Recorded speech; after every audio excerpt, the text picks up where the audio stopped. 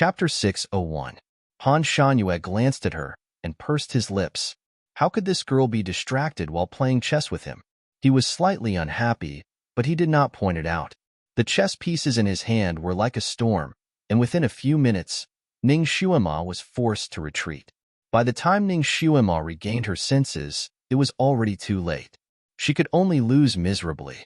Ning Xuema, if you get distracted again in the next game, I will let you enter the chess game and let you experience the consequences of a general's mistakes. Han Shangyue was obviously not in a good mood. His voice seemed to carry a layer of frost. Ning Xuema glanced at him and took a deep breath. She suddenly asked, "Great God, if I was not your concubine, would you still care about my life and death when I was in danger?" Han Shanyue's fingers paused, and he looked at her with a cold gaze. "Why do you ask?" The heavenly marriage had already been set, and she still wanted to escape? Ning Xuema smiled. Hypothetically not. The snow-white chess piece spun on Han Shanyue's fingertips, directly blocking Ning Xuema's words. Yunqi smiled at the side. There are millions of people in this world, and how many of them are personally protected by Miss Ning is so smart, even without Mr.'s protection, you would still be able to live a good life, right? Ning Xuema glanced at Yunqi and said indifferently, "If Mr. Han did not say that I was a jinx, perhaps I would be able to live a better life. It was all because of this jinx. You were originally a jinx, and I was only judging you. If I did not say it, you would have already become Lu Hin Ti's beast concubine." Han Shanyue's gaze was faintly sharp. "Or do you actually want to marry that old man?" Ning Xuema was stunned. She thought about the situation before she was called a jinx. Various sects were vying for her, Lu Hin Ti's imperial edict to make her a concubine, and Ji Yunhuang's marriage proposal. At that time, her surroundings were indeed turbulent, and there was not a moment of peace. It seemed that after the rumor that she was a heavenly calamity star, the various forces that were hiding in the dark finally calmed down. Her reputation was a little bad, but she didn't suffer any other losses. "So you're saying that it's for my own good that you criticize me in front of everyone? So you only understand now." Han Shanyue's voice was still calm. Exposing her identity as a heavenly calamity lone star was indeed the quickest way to get rid of the troubles around her, the most effective way to get rid of those peach blossoms. Although it was a hindrance to her reputation, she had never cared about this. This was also his initial thought. He always chose the most direct and effective way to solve problems. Usually, he would not consider those minor details. Although it was simple and crude, it could solve the problem once and for all. But after I became a loner, I still got into trouble. Ning Xuema was not convinced. Han Shanyue paused for a moment and gave her 2 words. "You asked for it?" Ning Xuema pursed her lips and carefully thought about what happened after she became a loner. It seemed that it was because of that red-clothed evildoer. If it was not for him finding trouble with her, she could have lived a peaceful life and become stronger step by step. At that time, releasing that evildoer was the biggest mistake in her life. That crystal coffin was scarier than Pandora's box. Once it was opened, there would be endless variables and endless troubles. It would be great if she could reseal that bastard again. At that time, she would definitely cover him with 10 layers of coffins and seal him to death. She would let that bastard sleep in there for thousands of years. Chapter 602. Han Shanyue suddenly stood up and said calmly, "Let's not play this game anymore." Playing chess required both parties to give it their all. It was only interesting when both parties were focused. If the opponent was distracted, what was the point of the game? Ning Xuema frowned. How could she not play? It was a best-of-5 game. They had only played 3 games. There were still 2 games left. Yunqi's expression changed as well. She said, "Miss Ning, don't be distracted. We agreed on a best-of-5 game. How can we fulfill the bet before we finish?" When she said this, Ning Xuema's heart skipped a beat. Yunqi, this idiot, if she revealed the bet, it would be bad.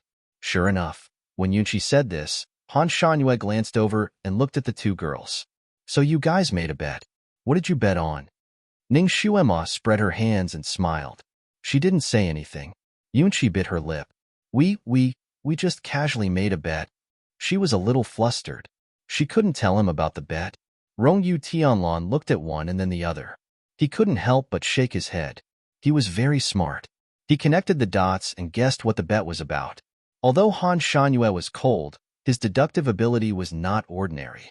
He immediately understood after thinking about it. He glanced coldly at Ning Xuema. This bastard had gambled him. She had actually used him as a wager. How could she? What did she take him for?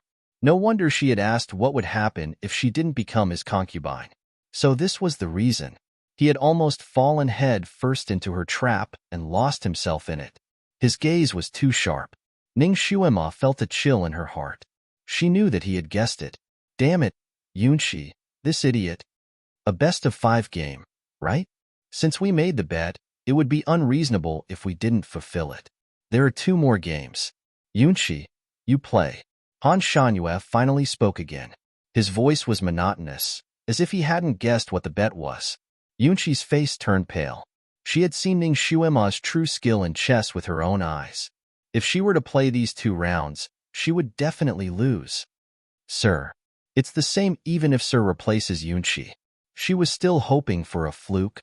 It would be truly exciting to watch Sir and Miss Ning play chess directly. Besides, Yunqi has a slight headache right now. I'm afraid she won't be able to perform at her usual level. Han Shangyue faintly said, I have already helped you 2 rounds. If I help you again, it would be unfair. Since it was a bet, he had to see the results today. You can still find other helpers? At this point, he glanced at Rong Yuetian lightly. Rong Yuetian smiled bitterly and touched his nose. He seemed to be that other person. Yunqi had no choice but to turn to Rong Yuetianlan for help. Brother Rong Yue, why don't you take my place in these 2 rounds? Rong Yuetian's chess skills were on par with Han Shanyue's. She was just a little bit worse, so she should be able to fight him. She had already won 2 rounds. As long as Rong Yue Tianlan won one of the remaining 2 rounds, Yunqi would win. Then, she would be able to eliminate Ning Xuema as a formidable opponent forever. Rong Yuetian really wanted to play 2 rounds with Ning Xuema. However, he was under a lot of pressure to replace Yunqi at this time. Chapter 603. If he won, he would offend Dizwa. If he lost, Yunqi would never have another chance. Yunqi, you idiot. Just now, you were thinking of ways to trick Dizwa into playing on your behalf. But when you mentioned the bet, Dizwa realized it in time and pulled out. Now, he had to take the blame. He waved his fan and was a little hesitant. Han Shangyue looked at him and said, Don't tell me you don't even have the courage to play chess with the little girl? How could he not? Rangi Yuishinlin steeled himself and sat down on Yunqi's seat. He didn't forget to say the ugly words first. There are no fathers, sons, and friends in chess. I will do my best and won't give even half a stone. He would do his best. As for whether he would win or lose, it was up to the heavens. Ning Xuema had already walked to the tea table to drink tea. When she heard that Rangi Yuishinlin was going to take over, she rubbed her eyebrows. It was just a game of chess. Did she have to face the 3 masters present? Before she could finish her thought, she was pulled over by Han Shangyue and sat down on the table. He looked at Rangi Yuishinlin and said, She doesn't need you to give in to her. You just have to do your best. He then whispered in Ning Xuema's ear, I know your level. Don't you dare go easy on her. He simply pulled out a stool and sat beside Ning Xuema, eyeing her like a tiger eyeing its prey while watching the game. His body was very close to Ning Xuema. Ning Xuema could even smell the faint fragrance on his body. With him sitting beside her, even if she wanted to go easy on her, she wouldn't be able to. She was also very strong. Since she couldn't go easy, she might as well go all out. Han Shanyue's expression didn't change, but he was secretly paying attention to Ning Xuema's state. When he saw her eyes shining, he knew that she had raised her fighting spirit. He secretly sighed in relief. The little girl wasn't stupid. If she was still distracted like before, he had other ways to make her focus. Ning Xuema and Rangi Yuishinlin started to fight again in the chess game. Han Shangyue and Yunqi watched from the side with their own thoughts. Rong Yuetian's chess skills were not to be underestimated. His style of chess was similar to Ning Xuema's.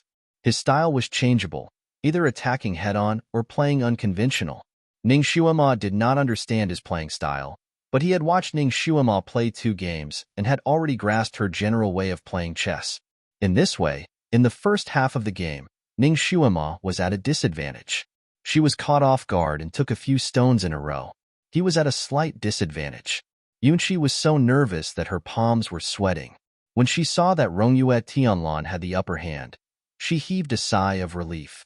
In order to encourage Rongyue Tianlan, she specially brewed a cup of tea for Rongyue Tianlan and attentively placed it beside his hand. Chapter 604. Ning Shuima braced herself. Every step of her plan had been carefully thought out before it was executed. Playing chess was like fighting a war. All kinds of military strategies could be used. Delaying the enemy, luring the enemy, besieging Wei to save Zhao. While she was racking her brains, a cup of tea suddenly appeared beside her hand. The azure cup was translucent, and a dark green flower was slowly blooming in the dark green tea.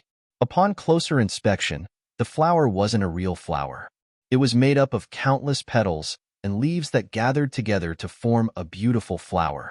Steam rose in spirals, and the fragrance of the tea was light and cold. Ning Shuima was also someone who understood tea. She had seen a lot of things in the way of tea, but this was the first time she saw this kind of tea. Before he even took a sip of the tea, he felt a cool breeze rush to his head just by smelling the fragrance of the tea, and his mind became much clearer. Good tea. Needless to say, this cup of tea was brewed by Han Shanyue. Ning Shuima's heart warmed. She didn't expect this arrogant emperor to brew tea for her. My viburnum spring. Rangi Yuishinlin almost jumped up. Yunqi's expression changed slightly. The viburnum spring was Rangi Yuishinlin's treasure. This kind of tea was very rare. It took hundreds of years to collect the same amount of tea as Ning Shuima's cup. Rangi Yuishinlin had collected a total of 10 stalks. He treated them like his treasure. Even when she came, he was reluctant to share them. She recognized it because when Dizwa came to recuperate, Rangi Yuishinlin had taken out 1 stalk to treat him. It left a deep impression on her. Now, Han Shanyue had brewed a cup of tea for Ning Shuima. How could Rangi Yuishinlin remain calm? He simply couldn't stay calm. He took a deep breath and stared at Han Shanyue. You took it without asking. It's stealing, Dizwa. No matter how much you please a beauty, you can't be a thief. It's destroying my 3 views. It's simply destroying my 3 views. Han Shanyue looked indifferent. He tapped the chessboard with his finger and said, Don't be distracted. How could Rongyue Tianlan not be distracted when her precious treasure was stolen? His heart was in a mess. His tea was hidden in an extremely secret place. There were mechanisms everywhere. Even if he went to retrieve it himself, it would take him at least an hour to go back and forth. However, Han Shanyue had never left the hall. How did he get it? Or perhaps Han Shanyue also had a few of these tea leaves and just happened to bring them over. The tea in Ning Shuima's hand was brought by himself, not stolen from him. All kinds of conjectures and thoughts hovered in Rang Juishin's mind. He couldn't wait to run to the secret room where he kept the tea to check it out. As a result, he was distracted and could no longer concentrate on playing chess. Ning Shuima's chess skills were about the same as his. Now that he was distracted, Ning Shuima took the opportunity to kill all the players. An hour later, Rongyue Tianlan was finally defeated by a difference of 2 pieces. After this round of chess, Rangi Yuishinlin immediately got up to check. Han Shanyue put the white jade flute on his shoulder and said, Finish the last round before you leave. The strength of his flute was neither light nor heavy. It was just enough to make Rangi Yuishinlin unable to get up unless he used a spell to flick the jade flute away, however. If he did that, wouldn't it be equivalent to attacking Dizwa? Although Rangi Yuishinlin's heart ached for his tea, he wouldn't risk his life for a cup of tea. Besides, even if Dizwa moved his house, he could only watch, let alone take his tea. Chapter 605. He bitterly smiled. He could only sit back down and play the most crucial game of chess with Ning Shuima. Yunqi was so nervous that she was sweating. She looked at Ning Shuima and then at Han Shanyue behind her. Ning Shuima was focused on the game while Han Shanyue's gaze was fixed on the chessboard. He didn't look at her at all. Yunqi's nails dug into her palms, and she bit her lips until they turned white. For so many years, she had never been able to get close to him. He had always been indifferent to her, neither close nor far. She thought that he was naturally cold and emotionless. She didn't expect that he would allow a common woman like Ning Xuema to get close to him and even become his concubine. She couldn't accept it. She really couldn't accept it. Yunqi's heart, which she had cultivated for 1,000 years, was stirred up again. In the last game, Ning Xuema and Rongyue Tianlan fought brilliantly. Both of them gradually grasped each other's style, and the game became more intense. Rongyue Tianlan was still thinking about his tea at first and was a little restless. Later on, all his energy was absorbed by the game. The feeling of meeting a worthy opponent was too good. Especially since the other party was an inconspicuous woman, this feeling doubled. At this time, he had completely regarded Ning Xuema as a worthy opponent. The way he looked at Ning Xuema was also different. Previously, when he looked at Ning Xuema, he thought that she was Dizwa's concubine and was mostly curious. After all, Ning Xuema was an ordinary person. With his status, he didn't pay much attention to her. But now, Rongyue looked at her as if he was looking at a worthy opponent. There was excitement and appreciation in his eyes. In the last game, both of them used their unique moves. Neither of them gave way to the other. Both of them were fully immersed in the game. When the last piece was played, Ning Xuema won by a single piece. Rongyue Tianlan pushed the chessboard and stood up. Miss Ning is indeed an expert in this field. Rongyue accepts her loss wholeheartedly. Ning Xuema smiled. Brother Rongyue was a little distracted when he was playing chess. Otherwise, it would be hard to tell who would win this game. She was telling the truth. Rongyue Tianlan was indeed a little absent-minded at the beginning, and the start was not very good. I didn't expect her to be able to see through this. Rongyue Tian still felt unsatisfied. Why don't we play a few more rounds? Before Ning Xuema could say anything, Han Shanyue had already opened his mouth. She has already won 3 out of 5 rounds. There is no need to continue. Then, he glanced at Yunqi. You can fulfill your respective wager now. Yunqi's face turned pale as she took 2 steps back. I still have matters to attend to in the palace. I'll take my leave now. She turned around and walked out quickly. Rongyue's eyes flashed with guilt. After all, Yunqi was his good friend for 1,000 years. Deep in his heart, he was still biased towards her. However, he had already tried his best and could no longer help her. He could only watch as she left. Yunqi's figure disappeared at the entrance of the palace.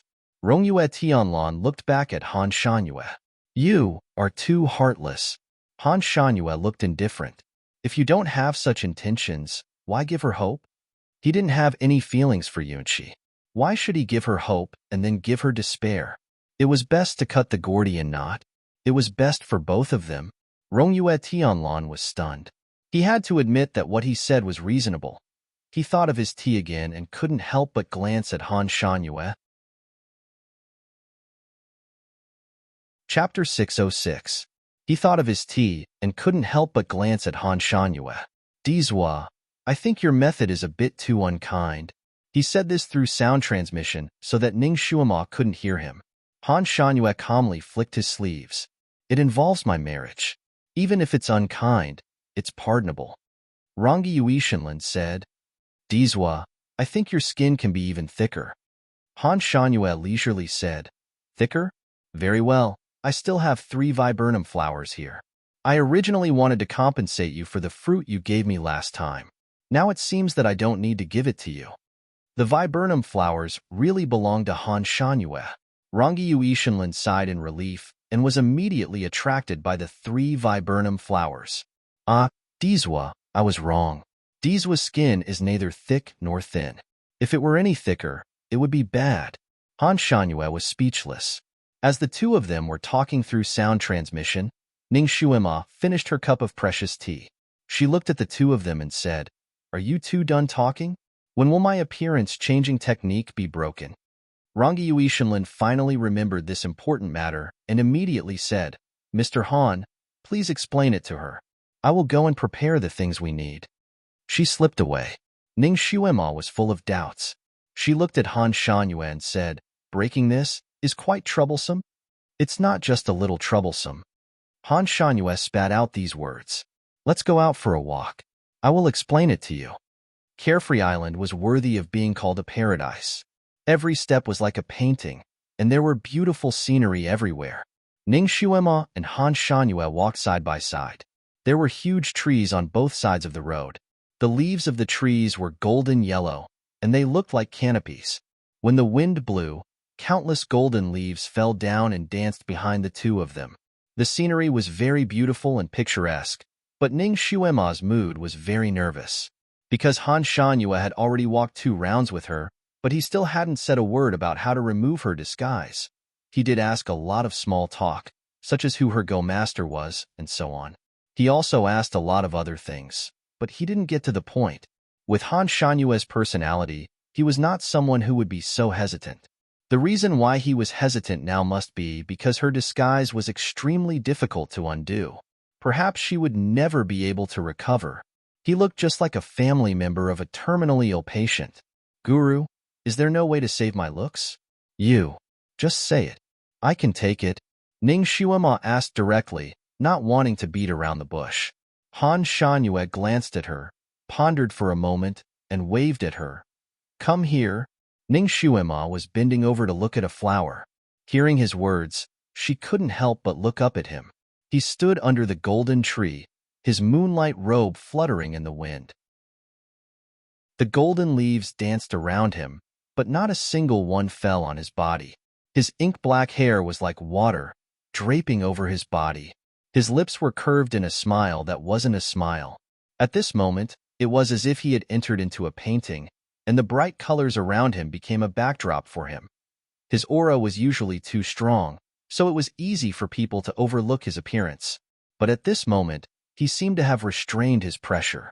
He stood under the tree, the wind lifting his clothes, making it seem as if he were flying. Ning Xuema couldn't help but think of a line in a poem. Young Master Mo is like jade, peerless in the world. Chapter 607. At this moment, Ning Xuema suddenly realized that Mr. Han was also a handsome young man, and he was also a handsome young man. Her cold and otherworldly temperament, her elegant demeanor, and the faint smile on her lips actually gave people a strong visual impact. Especially when he was looking at someone intently, his deep blue eyes seemed to have a great attraction. Under his gaze, Ning Xuema's heartbeat suddenly sped up. What do you want? He was not far from her, only 3 to 4 meters away.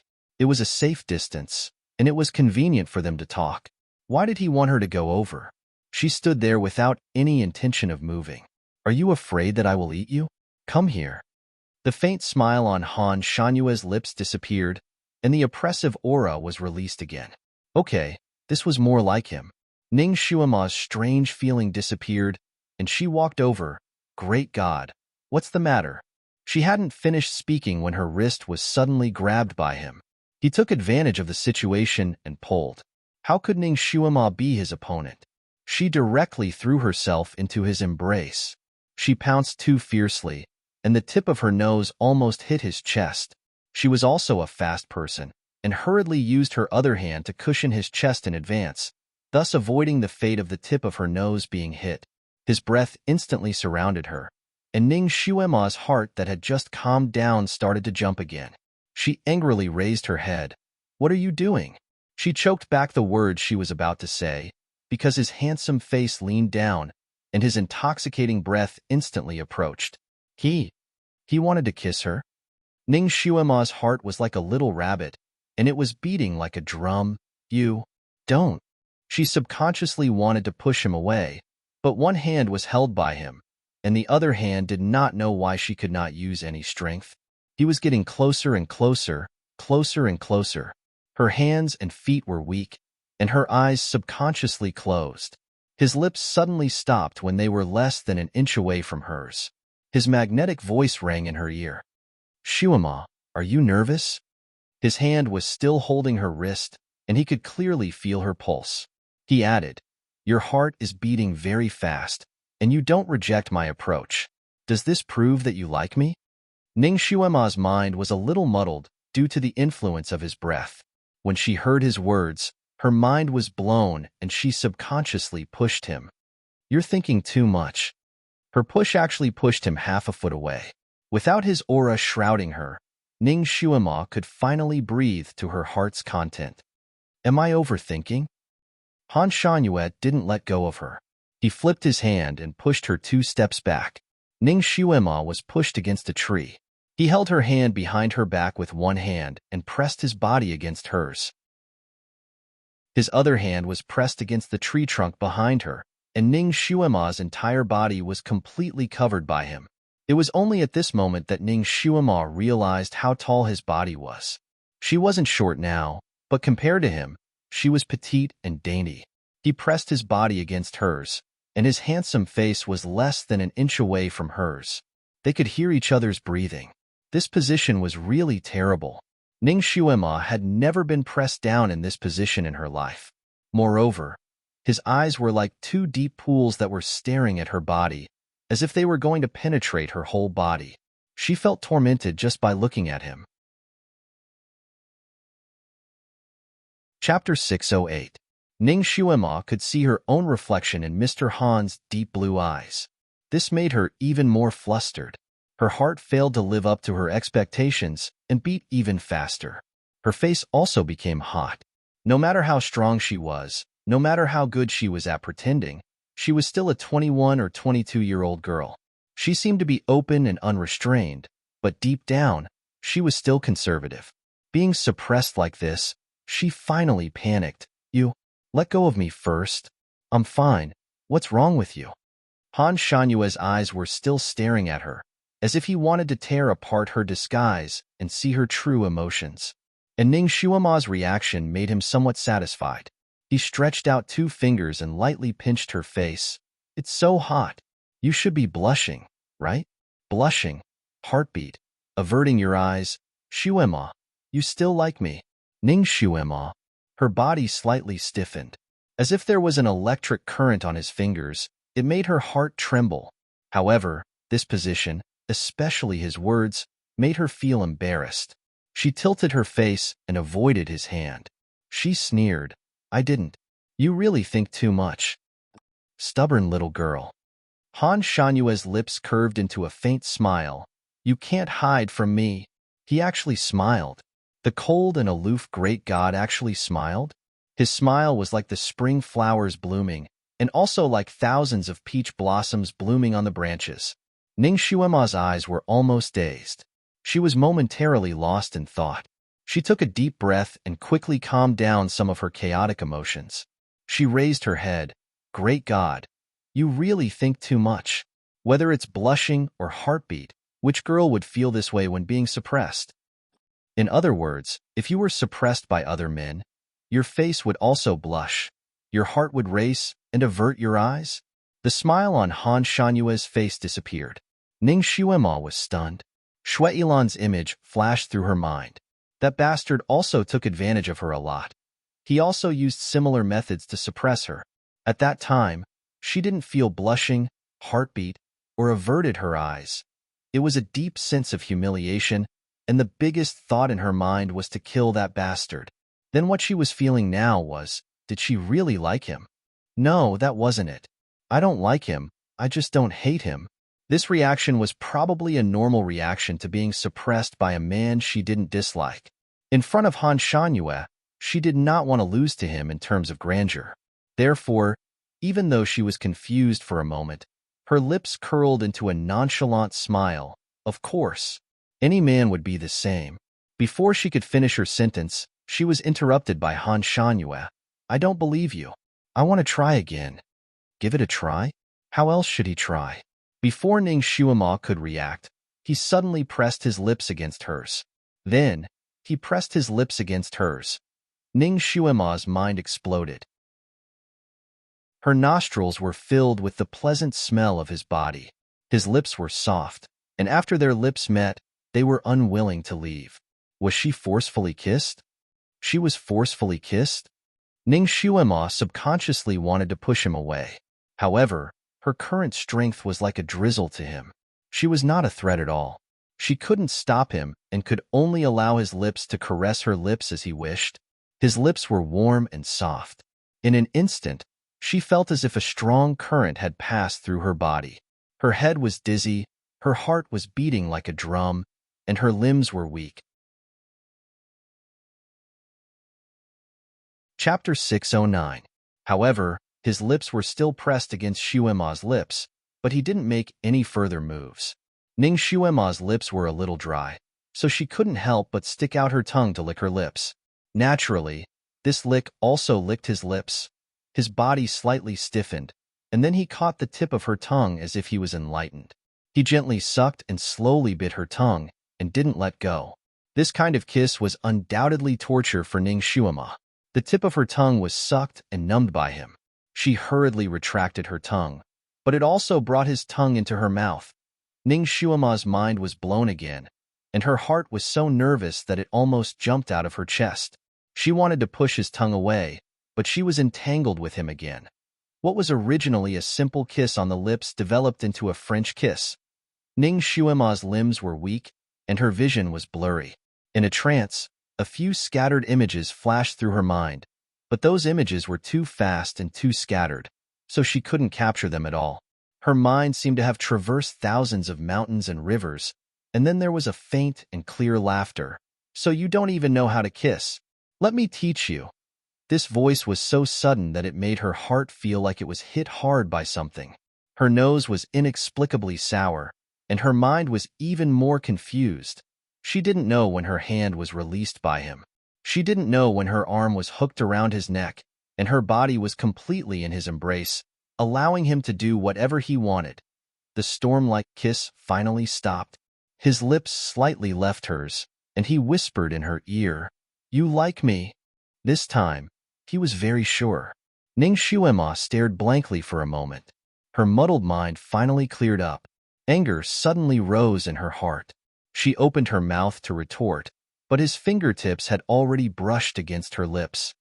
"Since you already like me, then I have nothing to worry about." Ah?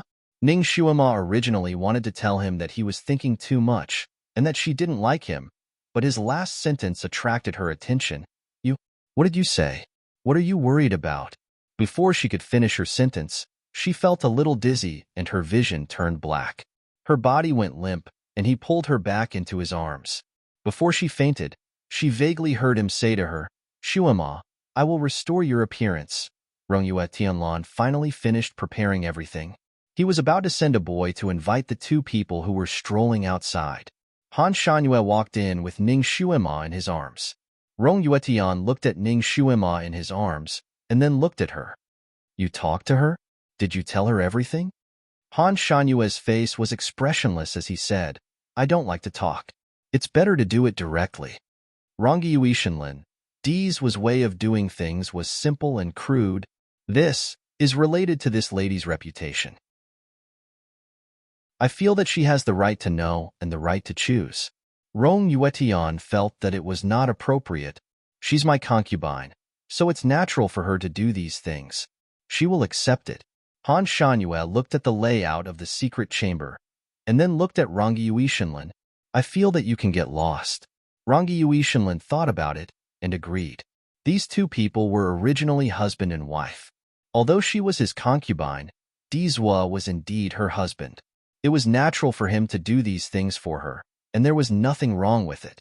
Under Han Shanyue's obvious gaze, Rongi Yuishinlin braced herself and told him some things to take note of. Chapter 610. After Rong Yu Tianlan finished speaking and confirmed that there were no mistakes, she left swiftly. She then closed the door for them. Before Ning Shuema recovered, no one was allowed to disturb the people inside. Her body felt warm, as if there were clouds floating around her. A warm current flowed into her from the tip of her toes and climbed up her legs inch by inch. Wherever it passed, there was a numbness and itchiness, as if her muscles were slowly regenerating and her blood vessels were becoming lively again. This kind of crawling speed felt very slow. It felt painful and comfortable at the same time. The numbness and itchiness became more and more intense, and more parts of her body. Ning Shuema, who was in a coma, finally regained her consciousness and slowly woke up. Her eyelashes fluttered a few times, and she slowly opened her eyes. After all, she had just woken up from a coma, so her gaze was still a little confused. Then, she slowly woke up. What she saw was a wooden wall and a rippling green pool. A luminous pearl above her head emitted a gentle light, illuminating the surroundings. Where was this? Her mind was still a little confused, and her body moved subconsciously. Suddenly, her waist was tightened. "Don't move." The voice was cold and a little hoarse. Ning Xuema's body stiffened instantly. She slowly lowered her head, and her eyes widened immediately. She was sitting in a strange position in an oversized wooden tub. There was not a single piece of cloth on her body, and she was as smooth as a newborn baby. The jade-green water rippled around her body, and the jade-green water gently swayed around her body, creating ripples. The water was so transparent that she could see every inch of her skin clearly. She could even see the light green blood vessels under her skin. She was bathing. But this was not the most important thing. The most important thing was that she found an arm wrapped around her waist and a jade-like palm on her calf. She was sitting in someone's arms, and she was sitting naked in someone's arms. This scene was too exciting. It was too erotic. Ning Xuema gasped and couldn't help but want to jump up. "Don't be afraid." The arm wrapped around her waist tightened again, and a faint light appeared from the arm.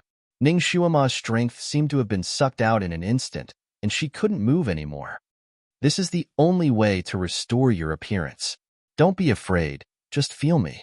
The cold voice softly sounded behind her. The hand on her calf moved up a few inches, and the light green light slowly rotated from the palm, causing the surrounding green water to swirl as well. This swirling water swirled around her calf, as if it was massaging her calf, and waves of heat rose from her calf, inch by inch. "Han. Great God, Han?" Ning Xuema's voice slightly trembled. "Yes, it's me." The voice behind him was neither fast nor slow, calm and collected. Oh my God, she was actually bathing in the same tub as this almighty god. Ning Xuema felt as if she was struck by lightning, and her body stiffened. Fortunately, she couldn't move right now, or else she would be so nervous that she wouldn't know where to put her hands and feet. She looked down at the arm wrapped around her waist, and the light white sleeves swayed in the water. Very good. It could be seen that he was wearing clothes. It wasn't a pure couple's bath. No, he was indeed wearing a robe, but she was fucking naked. She was at a disadvantage, wasn't she? He had seen her naked, touched her all over, and devoured every bit of her tofu. And he... Chapter 6:11. Ning Xuema tried her best to widen her eyes, but could only see one of his hands and a small part of his wrist. Also, this posture is too erotic. She felt that even those erotic films would not necessarily have such a nosebleed scene. What kind of method is this to restore one's original appearance? What kind of lousy setting is this? Needless to say, this method to remove the disguise technique was thought of by that guy Rongjuishan. That guy looked so romantic, so serious. Could it be that he wrote something about jade praying mats or jade girls? Rongjuishan, who was leisurely drinking tea under a big tree in the courtyard, suddenly sneezed. He rubbed his nose, opened the fan with the word romantic written on it, and waved it. Who scolded him behind his back? Fortunately, it was just a sneeze. For him, it was nothing, so he did not take it to heart. He picked up the cup and took a sip of tea, the corners of his pale red lips slightly hooked up. These were now very erotic, right? Very exciting, right? Would his frozen heart, which had remained motionless for tens of thousands of years, crack open a tiny crack? Infuse a little bit of the mortal world into it. I didn't think that Dizwa would be involved in such matters of love and affection. Love is poison. Once touched, it will hurt, but it can make the person involved willingly drink this honey-flavored arsenic. Someone's shadow seemed to flash in front of his eyes. His mind moved, his breathing stopped, and the familiar pain emerged again. His fingers holding the teacup stiffened, lost in thought for a moment, then smiled gently, took a sip of tea, and pressed that shadow into the depths of his memory. In the secret chamber, in the bathtub, Ning Xuema could not help but begin to suppress her breathing. She was still sitting cross-legged in his arms with her legs slightly curled up. Her palms were forced to close over her heart, a standard meditation posture. His palms moved up her calves inch by inch and had already moved to her knees. The strange numbness became more and more intense, hot and numb in her bone marrow, as if there was an electric current running up and down her limbs and bones. This feeling was both comfortable and painful. Ning Xuema had never tasted such a feeling in her life. She bit her lips hard to prevent herself from moaning. It was as if he had been drugged by some legendary drug, but he couldn't get rid of it. There was an indescribable discomfort and also an indescribable ecstasy. This feeling was too unbearable and made her feel embarrassed. Subconsciously, she wanted to divert her attention. The only thing that made her feel gratified was that wherever his palm pressed, the flabby skin became plump again, and the skin became white and elastic again, returning to the moist skin of a young girl. At this moment, the parts below her knees and above her feet had returned to their original state, but the parts above her knees had yet to recover. Comparing the two parts, she looked a little strange. Naturally, Ning Xuema also saw her reflection in the water. His face, neck, upper body, they were still so old that she didn't want to take a second look at them. Looking at her wrinkled face, Ning Xuema finally realized a problem. When Han Shangyue kissed her, she was looking at this old face. How could he do it? God, what kind of taste do you have? With his misophobia, when he kissed her, he must have made a huge decision, right? Just to test whether she liked him or not, he really put in a lot of effort. Chapter 6:12. She wondered how many times Master Han had to wipe his mouth after that. So this was the way to break the disguise, to see and touch her naked. Then he asked her if she liked him. Was it because he wanted to take responsibility for her? In that split second, Ning Xuema's mind was already in turmoil. She didn't know how many thoughts flashed through her mind. She felt an inexplicable bitterness in her heart. Because her consciousness had been diverted, she finally ignored some of the itchy numbness in her bones. Her heavy breathing gradually returned to normal. Distracted? Suddenly, she heard his low but clear voice from behind her. His palm moved up another inch. Ning Xuema's body tensed up, his hand. His hand was now close to her inner thigh. The skin in this area was already sensitive, under the heat of his palm. Ning Xuema's body tensed up, and a trembling sound came from her throat. Of course, this trembling sound only came out halfway, and she forcefully swallowed it down. They were not having sex. It was too embarrassing for her to make such a sound. Be natural. Don't suppress it. Han Shanyue's voice came from behind her again, that warm breath just beside her ear. Ning Xuema, damn it, this was a serious time to detoxify the poison. Why did his words sound like what the groom would say during the wedding night? He could be natural, but she could not. That numbing and itchy feeling was overwhelming. Ning Xuema bit her lips hard to suppress the moan that was about to come out. Be born naturally, be destroyed naturally, act according to your nature. Forcefully suppressing it will not be good for your recovery. Han Shanyue's voice came again, but it still sounded monotonous. Ning Xuema inwardly clenched her teeth. This bastard really can't sit still. This method made her want to die, but he was so calm, and she could not hear anything out of the ordinary. Such an erotic position, such an erotic her. Sitting in his arms without any barrier, he really did not have any feelings?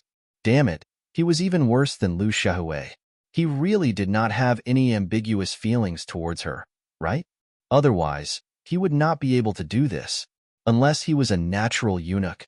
Her thoughts drifted further and further away, and the uncomfortable feeling in her heart grew heavier.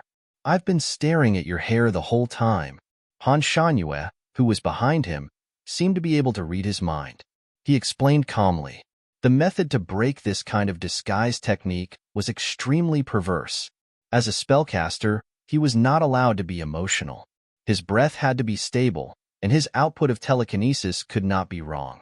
This required the caster to have a strong mental fortitude and a high enough telekinesis. It can be used freely, on the other hand. The recipient was required to act naturally and not forcefully suppress it. Only by acting naturally could the skin truly recover.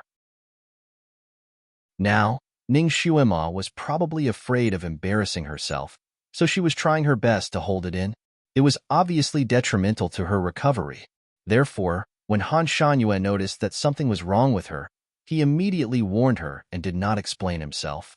Ning Xuema glanced sideways at her own white hair. All right, facing this kind of brain, even the most amorous rapist probably wouldn't be interested. Ning Xuema looked like an open person, but she was still naturally not open to this kind of thing. And because she was a secret agent, she had to endure hunger and thirst, endure all kinds of temptations, and naturally, she had to endure desire. Her tolerance was originally much higher than ordinary people, so her tolerance at this time was also subconscious. Chapter 613. In his life, Han Shangyue had met many bold women who flirted in front of him. There were even some who stripped naked in front of him. Moreover, all of these women were devastatingly beautiful. Among them, there was no lack of beauties who were even more beautiful and enchanting than Ning Xuema. However, he was able to turn a blind eye to them, and his heart remained calm. Those women's flirting only made him feel disgusted. Under normal circumstances, those women did not have a good ending. Currently, Ning Xuema's body was still in the state of being half angel and half demon. She really couldn't be considered beautiful. Even her voice sounded a bit old. Logically speaking, her current state shouldn't be able to evoke his state of mind, let alone having that kind of special thoughts. However, reality and dreams were always poles apart. His emotions wavered. The skin under his palm was like jade. That touch seemed to directly moisten the depths of his soul. A warm current rushed to a certain point in his lower abdomen, causing his palm to heat up instantly. Oh, Ning Xuema, who was under his palm, softly moaned again. She murmured two words, Jiuli. Han Shangyue instantly felt as if he was struck by lightning. His palm trembled and an inexplicable force almost gushed out from his palm. If this palm strike landed directly on her body, she would definitely be severely injured. Fortunately, Han Shangyue woke up in time and used all his strength to retract his palm. At least, it did not hit Ning Xuema. However, the consequence of forcefully retracting the force was that it hit his own body. This caused the blood in his chest to surge, and he almost spat out blood again. Because of the instability of the force in his palm, Ning Xuema's recovery speed slowed down. It even showed signs of stopping. Damn it!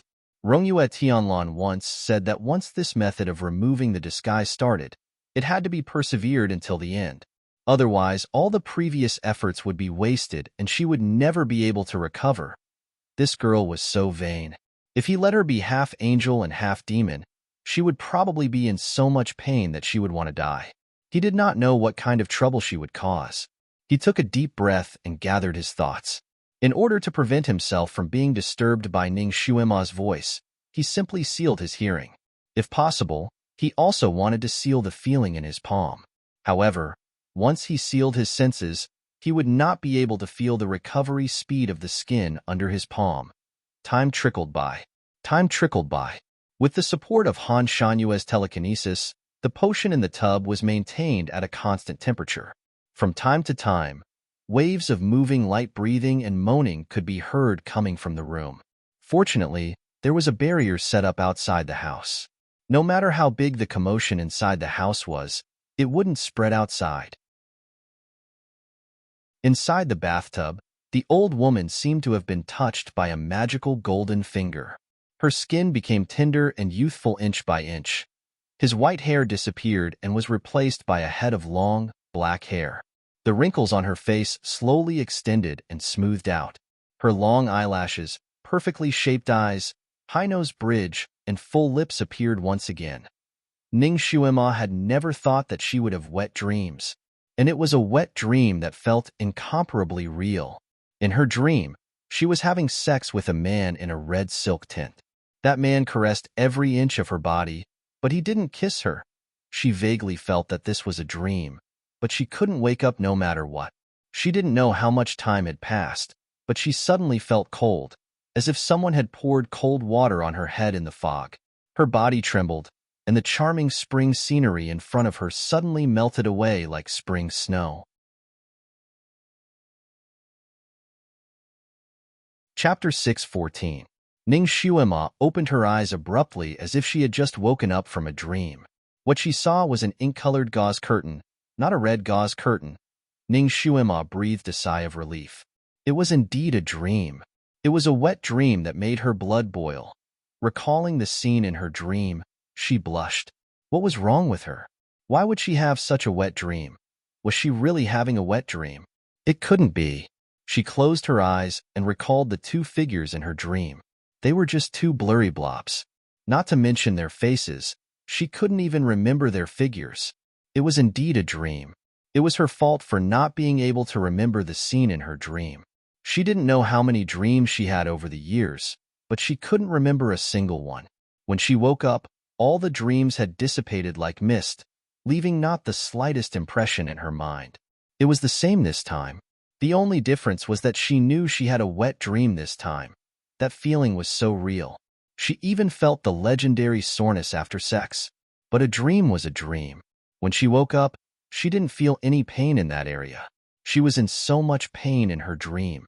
As she regained consciousness, all of her memories came back to her one after another.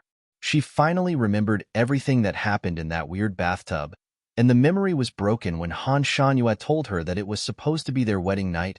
God, was she indecent at that time? She subconsciously raised her hand, and what she saw was a small hand that was as fair as spring onions. Her heart skipped a beat. She had recovered? She rolled up her sleeves to take a look. Her arms were as clear as jade. She was worried and rolled them up again. The wide and soft sleeves were rolled up to her shoulders. Her shoulders were soft and white. She had really recovered.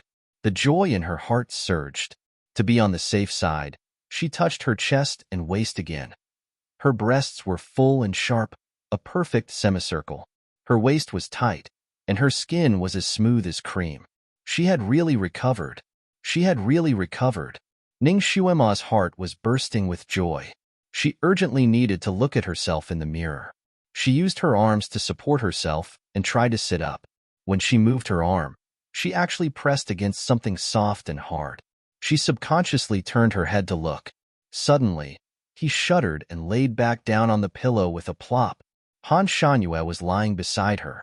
At this moment, he had one arm supporting his head as he laid there, lazily looking at her. When did he lie beside her without making a sound? No, perhaps he had been there for a long time, but his breathing was too weak. After she woke up, she focused all her energy on recovering her body, so she did not notice him not far away from her. Ning Xuema had never expected that he would be sleeping next to her when she woke up.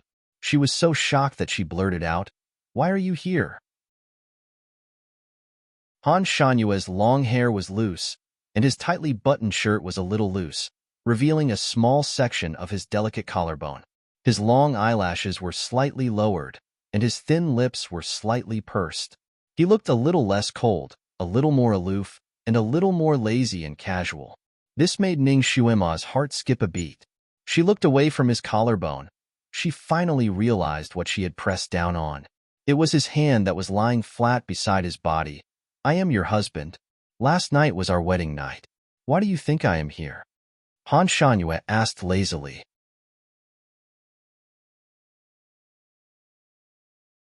Chapter 6:15.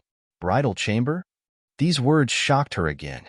Ning Xuema opened her eyes wide in shock. Was that not a dream? Was it real? She had consummated with him? She almost subconsciously wanted to touch her lower body. Fortunately, she immediately realized that this action was too bold and quickly stopped her hand. She felt her body slightly. It was said that after consummating on the wedding night, that place would be burning and the waist would be extremely sore. However, she did not feel anything there. She should not have been violated. Her waist was indeed a little sore, but it should not be that kind of soreness, right?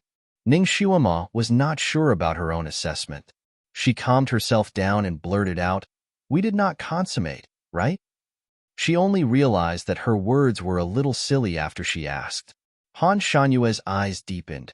"You are saying that you want to consummate with me?" Ning Xuema, who had just woken up, had a bright red face, as if she had applied a light layer of rouge. Her pair of eyes were bright and lively, and her red lips were plump and moist. At this moment, she probably hadn't completely reacted yet. Her pair of eyes were wide open, and her small mouth was slightly open. She looked extremely cute. Because of her touching just now, her nightgown was very messy, revealing 2 white arms, a white jade-like neck, and half of her breasts. She was as innocent as a young girl, but as charming as a fairy. Han Shanyue's heart skipped a beat, and his lower abdomen suddenly tightened. He suddenly had the urge to do something. Ning Shuima was choked by his question and subconsciously retorted, "Who wants to consummate with you?" After saying this, she turned over and wanted to get up. Lying on the same bed as him made her feel a little pressured. Her body had just moved when he caught her. Han Shanyue looked down at her and smiled faintly. "You really don't want to? You know, we are already husband and wife. If you have such needs, I will satisfy you." Satisfy your head.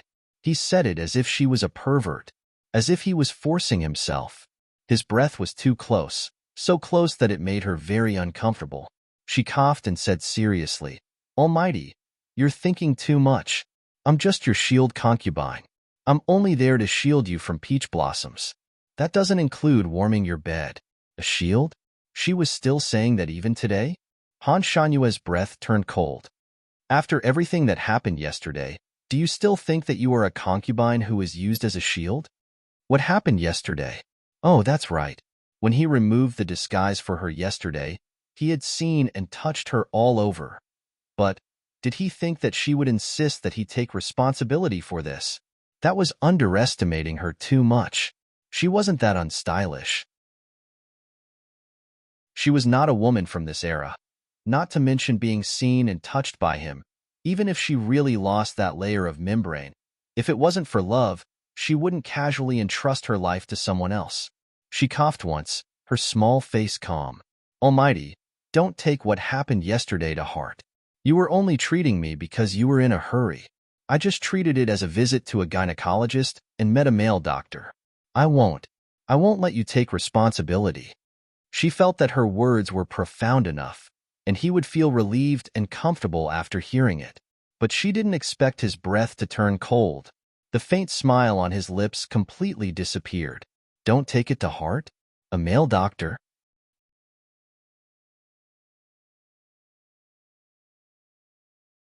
Chapter 616. His voice was like an icy spring, coldly flowing in the air. "You're still so light." He didn't say the last word, as if saying it would dirty his mouth.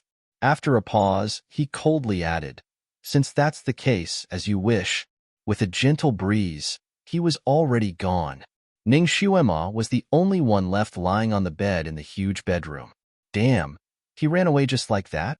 Did he just say that she was frivolous? Frivolous your head. I was carried around and touched by you bastards like a rag. Did I do it willingly? I didn't care about these bastards, but I became the frivolous one? What kind of bastard logic is this? Ning Shuima's anger rose, and the good mood she had because she had regained her original appearance disappeared. She simply lifted the blanket and jumped off the bed, barefooted, and ran to the dressing mirror to look at her appearance. The mirror here wasn't the ordinary bronze mirror outside, but the mercury glass mirror used by modern people, which reflected people very clearly. What was shown in the mirror was a delicate face like a flower, with brows like the distant mountains, eyes like the ripples of autumn water, and lips like cherry blossoms. Her skin was like snow, and her eyes were as beautiful as a painting. She looked exactly the same as she did in her previous life. She let out a sigh of relief, feeling that the anger in her heart seemed to dissipate a little. She smiled at the mirror, and the girl in the mirror smiled back at her. Her bright eyes narrowed like crescent moons, and her light red lips curled upwards.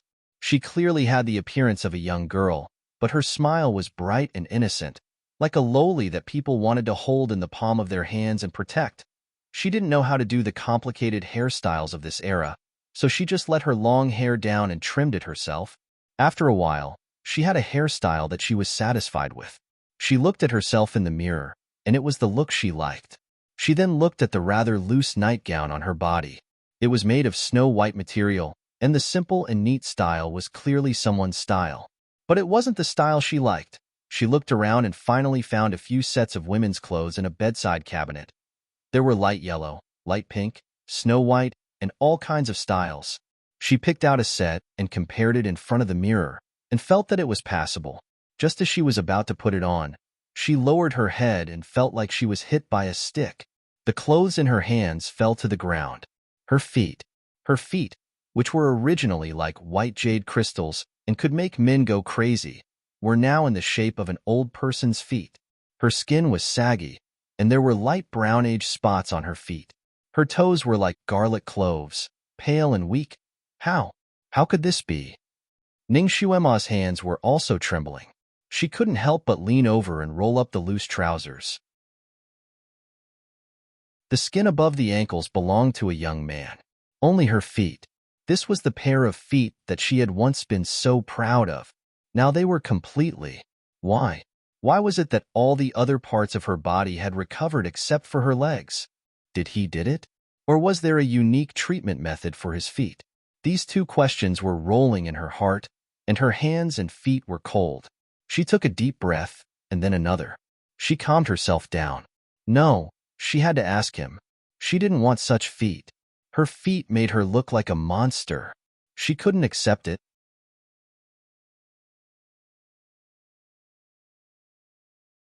Chapter 6:17.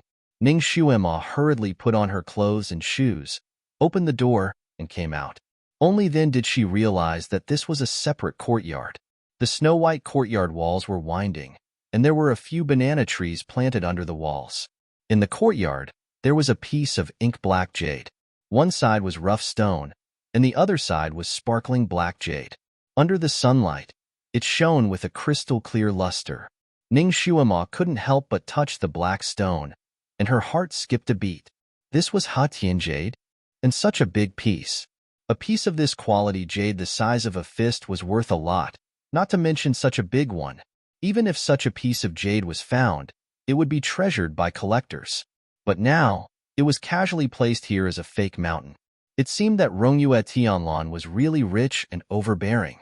She was really a deity in the world. She casually threw out a piece, and it was enough to make people fight over it. The courtyard's decoration was quaint and had a sense of the mountains and the countryside. This style didn't seem like Rongyue Tianlan's, but more like Han Shanyue's. But at this time, Ning Xuema didn't have time to think about this. She had to quickly find Han Shanyue and ask him what was going on. She went out of the courtyard and looked around. Her small courtyard was located at the top of a mountain, and there was a winding path downwards. Under the cover of the green trees, there were pavilions and terraces looming. Seeing the golden trees planted on both sides of the mountain road, Ning Xuema knew that she was still on Rongyue Tianlan's carefree island. Where would Han Shanyue go in a rage? He should have gone to find Rongyue Tianlan to play chess, right? Ning Xuema ran all the way down. Although her feet were still the feet of an old person, it didn't hinder her running, and she was still very fast. In the process of running, Ning Xuema also felt that her mind power had recovered, and her body was as light as flying.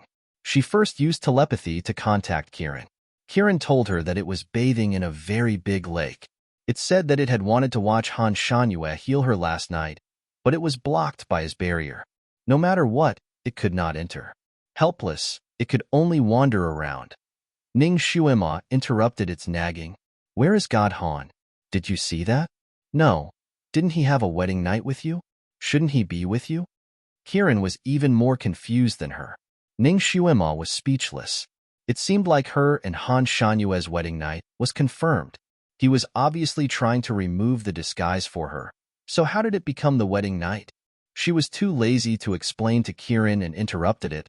Then have you seen Island Master Rongyu? Yes, I saw him drinking tea under the red heart tree early in the morning. Bright red leaves that looked like hearts danced in the air. Under the big tree, Rongyue Tianlan was sitting under the tree, drinking tea in a light green robe. There was a book on his lap, and he looked very relaxed. Seeing Ning Xuema rushing in, he was slightly stunned. Miss Ning? Ning Xuema nodded and smiled brightly. It's me. Good morning, brother Rongyue. Rongyue Tianlan's eyes flashed with surprise. When he first met Ning Xuema, She was still an old lady with wrinkled skin and white hair. He also knew that her original body must be beautiful. He didn't expect that she would be so beautiful. In other words, it was difficult to describe her simply as beautiful. She was wearing a light pink dress, and her black hair covered her forehead. Her black hair was like satin hanging around her body.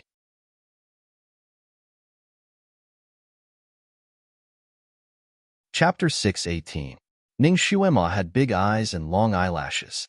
Her smile was like a crescent moon, bright and resplendent. Her red lips were plump like cherry blossoms. When the corners of her lips curled up, it was exceptionally sweet, like a child who didn't know the ways of the world. She was like a doll that made people let down their guard for no reason and only wanted to kiss her heart and lungs. Rongyue Tianlan boasted that he was a romantic and had seen all kinds of beauties. Naturally, his eyes were very sharp and very picky. His standards were also ridiculously high. Ordinary beauties couldn't enter his eyes. However, this girl made his eyes light up. Among the thousands of beauties he had seen, she might not be the most beautiful, but she had the most temperament and the one that people couldn't take their eyes off. Yunqi was also a pure and peerless beauty. Her facial features were even slightly more exquisite than the girl in front of him, but she was far from being as dazzling as the girl in front of him. Yunqi was like a clear stream, and the girl in front of him was like a fire lotus in full bloom in the ice and snow. Dazzling and beautiful, clear and alluring. Yes, clear and alluring. The two were originally contradictory, but strangely combined in one person, causing people to be inexplicably moved. Even Rongyue Tianlan, who was used to seeing beauties, faintly felt his heart palpitate. Miss Ning is so beautiful. No wonder. Rongyue Tianlan paused and added in his heart, no wonder Dizhua, that 1,000-year-old iceberg, kept making exceptions for you. This sentence was unavoidably rude to the beauty, so Rongyue Tianlan changed his words halfway. Miss Ning, you've recovered well.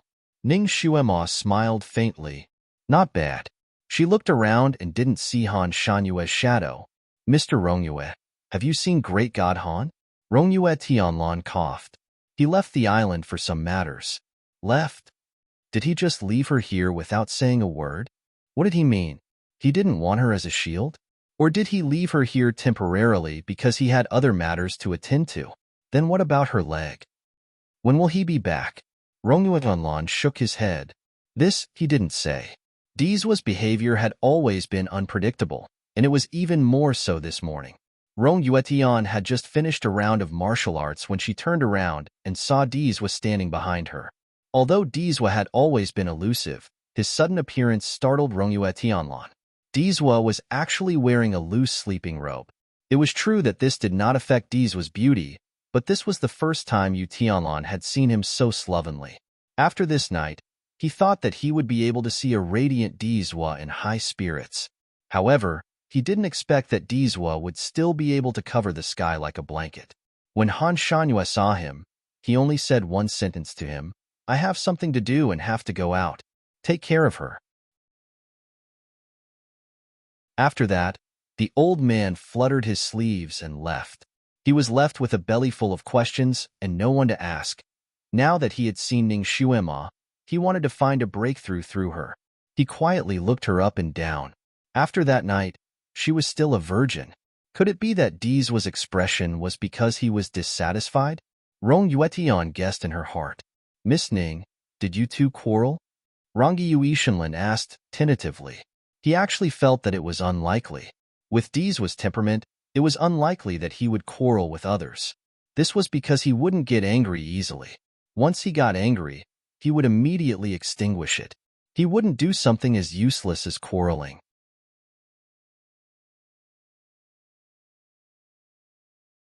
Chapter 6:19. Ning Xuema shook her head. What she did with him didn't count as an argument, right? She just didn't know which of her words had provoked Master Han and made him leave in a huff. It seemed like her shield had blocked the most troublesome peach blossoms for him. He had achieved his goal, so he didn't care about her anymore. He threw her to his friend just like that. Did that mean she was free from now on? Ning Xuema raised her hand and touched the snow-shaped cinnabar mole on her forehead. What about her heavenly marriage symbol? Also, what about her feet? Miss Ning, is there something troubling you? Rongyue Tianlan sensed that Ning Shuema had something on her mind. Ning Shuema's heart skipped a beat. Island Master Rongyue was the one who had thought of this method to remove the disguise technique. Perhaps he had other ways before her feet had recovered. She immediately spoke of her difficulties. Island Master Rongyue, the rest of my body has recovered quite well, but my legs are still in their original strange state. You should have other ways, right? Rongyue Tianlan was stunned and didn't speak for a while. He had clearly told Dizwa that once this method was started, it had to be removed from head to toe without stopping. Otherwise, all the previous efforts would be wasted, and it would be very difficult to recover from the parts that couldn't be recovered. He believed that Dizwa had listened to him. Why did he leave her with a future problem? Was he exhausted halfway, or did he have a bad taste for old people's feet? Well, the last one seemed unlikely. Who would have such a strong taste for old people's feet? Exhaustion didn't seem right either. He remembered that after Dizwa had finished casting the technique on Ning Shuema, he had personally carried her out of the secret treatment room. Although Dizwa's face was pale, his footsteps were steady. It didn't seem like he was exhausted.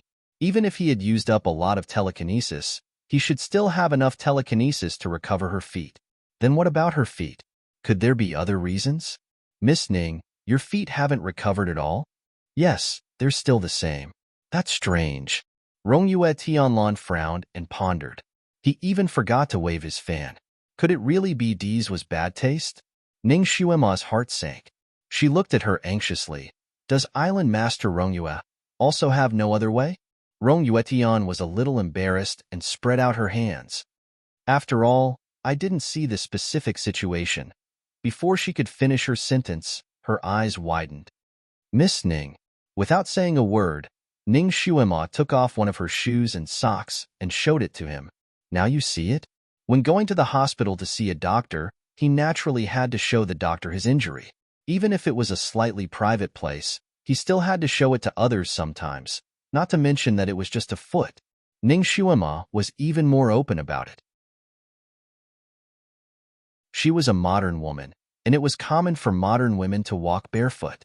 Rongyue Tian took a step back, as if she had been stung by a scorpion. This lady is too bold.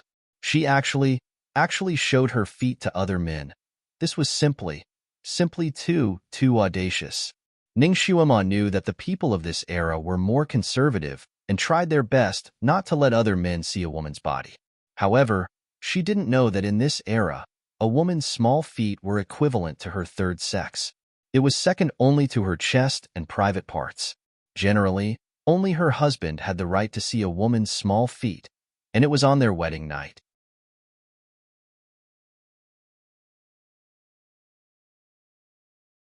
Chapter 620. But now, Ning Shuema actually revealed her feet in such a grandiose manner, showing it back to him, a complete stranger. This was simply an eye-opener for Rongyue Tianlan, so much so that she even had a bit of doubt towards Ning Shuema's character. Rongyue Tianlan only glanced at her foot and quickly looked away. He said seriously, Miss Ning, please don't be like this. Please put on your shoes and socks properly. He couldn't tease his friend's wife. Moreover, she was someone from Dizwa. He couldn't cross the line. Otherwise, Dizwa would definitely send him flying. Now that Island Master has seen the symptoms of my foot, is there a way to recover it? Ning Shuema put on her shoes and socks. She was most concerned about this. I think. You can ask your great god Han about this. Ning Shuema lowered her eyes. Island Master, you don't have a way? He wanted to ask that great god, but before he could ask, that person had already disappeared, didn't he? Rongyue Tianlan thought for a moment. Miss Ning, please wait for a moment. He decided to contact Dizwa first. Rongyue Tianlan went out. After a while, he came back and saw Ning Shuema standing under the tree, talking to Kirin. The wind blew up her black hair and pink clothes.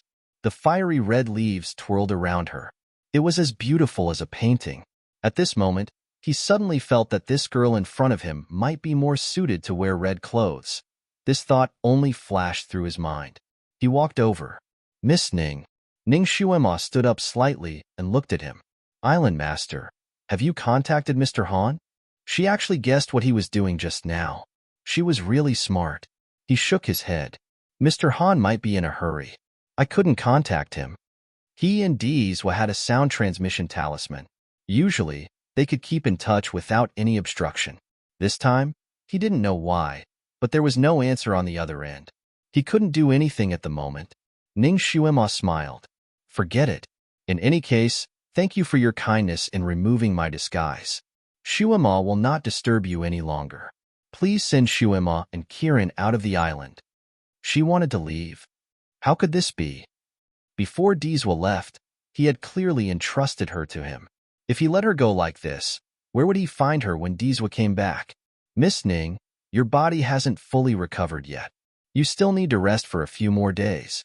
Why don't you stay here and wait until you've recovered before you leave? Ning Shuema shook her head. I don't think so. I'll have to recuperate after I go out. Besides, I still need to find a doctor. She didn't believe that no one in this big world could cure her foot. She wanted others to look at her feet. Rongyue Tianlan did not dare to let her go and tried every means to make her stay. However, Ning Shuema had already made up her mind. Rongyue Tianlan had no choice but to use his trump card. Miss Ning, you don't need to go to other places to seek treatment. I have a way. This sentence was like a shot of adrenaline for Ning Shuema. Her eyes immediately sparkled. Rongyue Tianlan looked at her pair of sparkling eyes and felt a little pressured. She muttered to herself for a moment and said, There is a way, but this method is very torturous for you. That kind of torment is not something that ordinary people can endure. Therefore, I feel a little embarrassed and don't want to do it.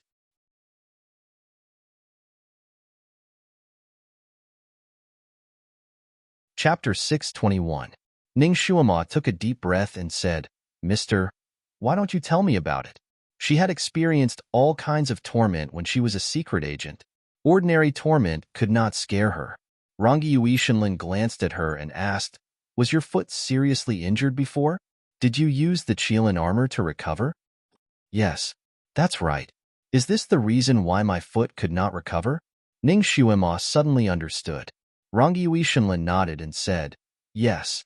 Although the Qilin armor healed your injury, it also changed the nature of the skin on your feet. Therefore, it could not be treated at the same time as other parts of your body. Ning Shuema understood. In other words, the Qilin armor had changed the genes on her feet. Different genes had different treatment methods. After knowing the exact cause, Rangi Yuishinlin finally told her his treatment plan.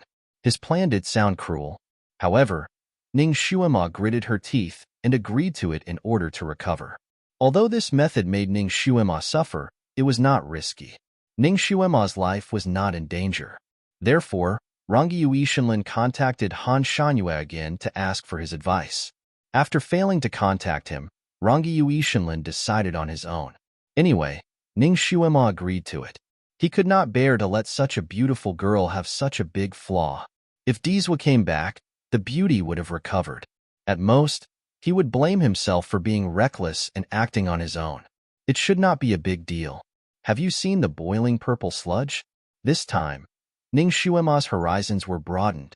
The bubbling purple sludge was placed in a small pool made of special materials. A strong, pungent smell of medicine filled the entire room. It was so strong that it made people dizzy. Kirin tilted its head and looked at the pool of medicine. It could not suppress its curiosity and stretched out a claw to explore the sludge. Then, as if he had been struck by lightning, he quickly retreated and said, It's hot, hot, hot, hot, hot. Ning Shuema wore a set of special clothes and stood by the small pool. Looking at the boiling liquid, her heart was filled with uncertainty. The temperature is so high. Won't she be cooked if she jumps in? Rong Yuetian stood not far away from her. The temperature of this medicinal soup will always be at this temperature and will not change. If you wear these clothes, your skin won't be scalded. But you can feel the temperature of this medicinal soup. Cough, cough. I said that you will suffer a little. It's not too late for you to regret it now. My whole body is going to be soaked in. Rongyue Tianlan nodded her head cautiously. That's right. You have to let this medicinal paste completely cover your body. Even your face can't be exposed outside. After you jump in, the medicinal paste will wrap you up like an airtight clay figurine. You have to stay in there for 2 days.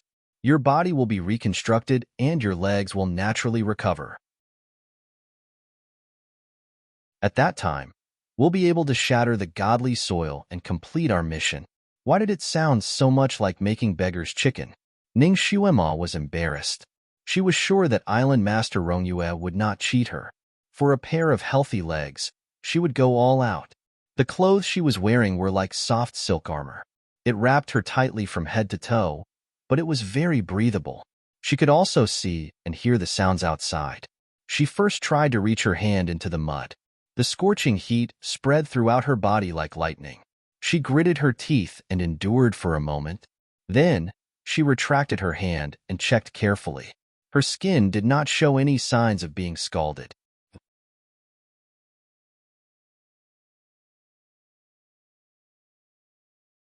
Chapter 622. Rongyue Tianlan was right. This was a living torture. She was about to go down when she thought of a terrible question. Island Lord Rongyue, after I go in, the mud will wrap me up like a clay figurine. Can I breathe in there? Rongyue Tianlan was stunned and suddenly slapped her head.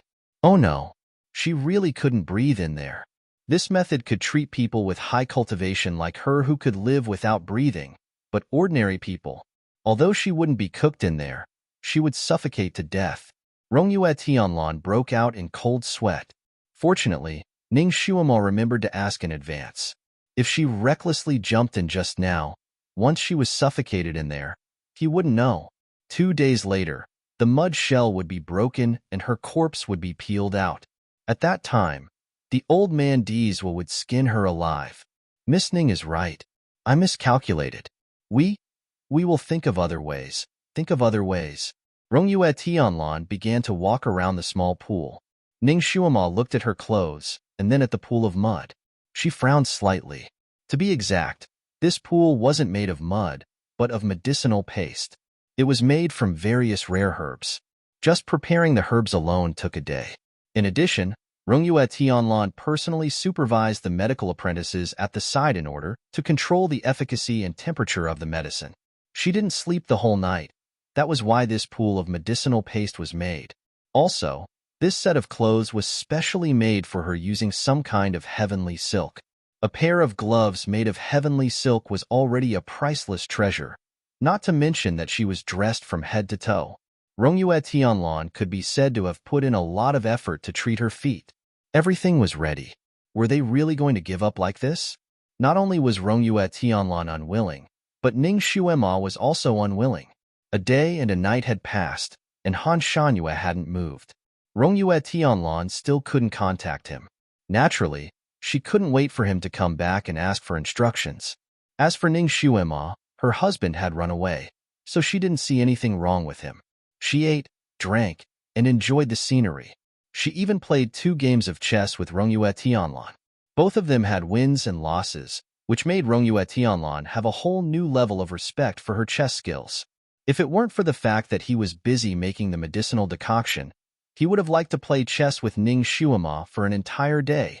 Kiran looked at Ning Xuema, who was deep in thought, and then looked at Rongyue Shenlin, who was circling the pool like an ant on a hot pan.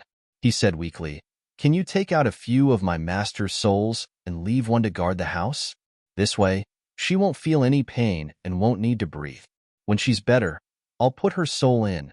Its words were like a bolt of lightning, striking Rongyue Tian so hard that she stopped in her tracks.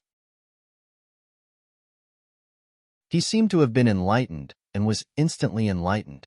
His figure flashed, and he appeared beside the little Qilin. He slapped it on the head and said, "That's right. Why didn't I think of that? Ha ha, little apple, I didn't expect you to be so smart." In his excitement, he didn't control the strength of his hand accurately. This slap made Kiran somersault and almost rolled into the boiling pool. Fortunately, Ning Xuema's hands and eyes were quick. She managed to grab its horn in time and stopped its rolling momentum. Kiran was so scared that it broke out in a sweat. It jumped up and shouted angrily, "Are you trying to kill me?"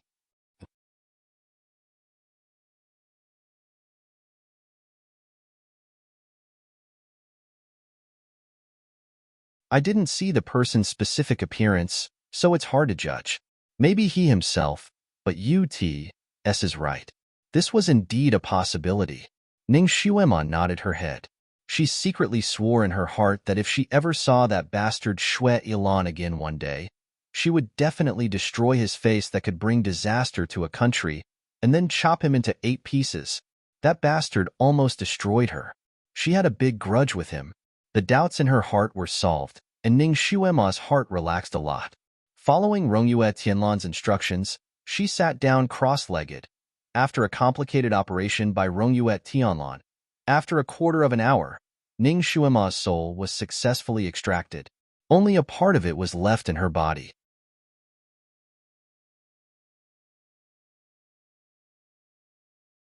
Chapter 624. Rong Yuishenlin waved her sleeves again and set up a green spherical enchantment, carefully placing Ning Xuema's soul in it. It felt weird to appear in the state of a soul. Ning Xuema felt like a wisp of smoke, a gust of wind, floating in the enchantment. If the green enchantment didn't stop her, she might have flown out involuntarily. She curiously lay on the enchantment and watched Rong Yuishenlin raise her hand to lift her sitting body in the air and slowly put her down into the bubbling mud. She watched as her body was slowly swallowed by the mud inch by inch. The mud in the small pool seemed to have smelled something delicious and surged in the direction of her body, swirling around. Gradually, a mud shell formed around her body, like a small round coffin rolling up and down in the mud. This scene made all of Ning Xuema's hairs stand on end.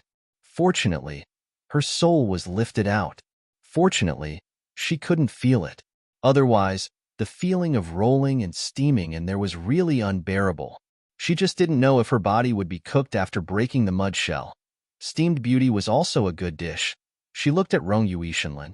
Rong Yuishenlin was standing by the pool, afraid that something would happen to her and he wouldn't be able to explain himself, so he had been quietly guarding her.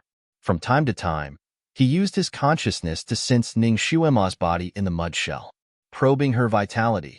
His consciousness was also quite taxing, and he also had to feel the high temperature inside, so every time he probed, he would sweat profusely. It looked very tiring. Ning Xuema didn't feel anything. Her soul stayed in the green enchantment, but she felt a little bored.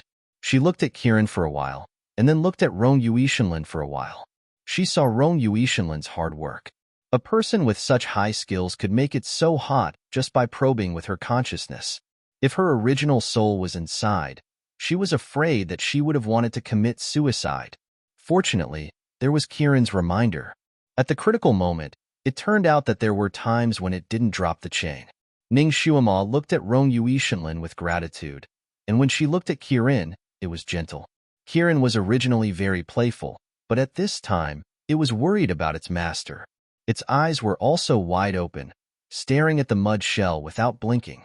Ning Xuema's main body was in the state of a soul. If it didn't use special methods, it couldn't see it all the time. In the first 4 hours, Kiran used telepathy to chat with Ning Xuema every 15 minutes to ask her about her situation. Naturally, Ning Xuema's answer reassured it. Rong Yuishenlin was able to see her soul. In these 2 hours, he would occasionally raise his eyes to look at Ning Xuema, who was inside the barrier. Seeing that she was fine, he felt relieved. There was a sign that she was gradually was with Xuema's body. After Ru Yuishenlin kept watch here for 3 hours, he saw that everything was indeed back to normal. It was a little boring for him to keep watch here. He took out the chessboard, sat there, and played chess with himself. Ning Xuema watched from inside the enchantment. She was itching to play, so she spoke up to represent one side to play. It was Ru Yuishenlin's first time playing chess with a soul. It was quite fun, so he let her represent the black side, and he took the white piece himself. One person and one soul played chess there. Ning Xuema was in the state of a soul, and her mind wasn't as clear as it was normal. So when she played chess with Ru Yuishenlin this time, she lost 2 out of 3 games.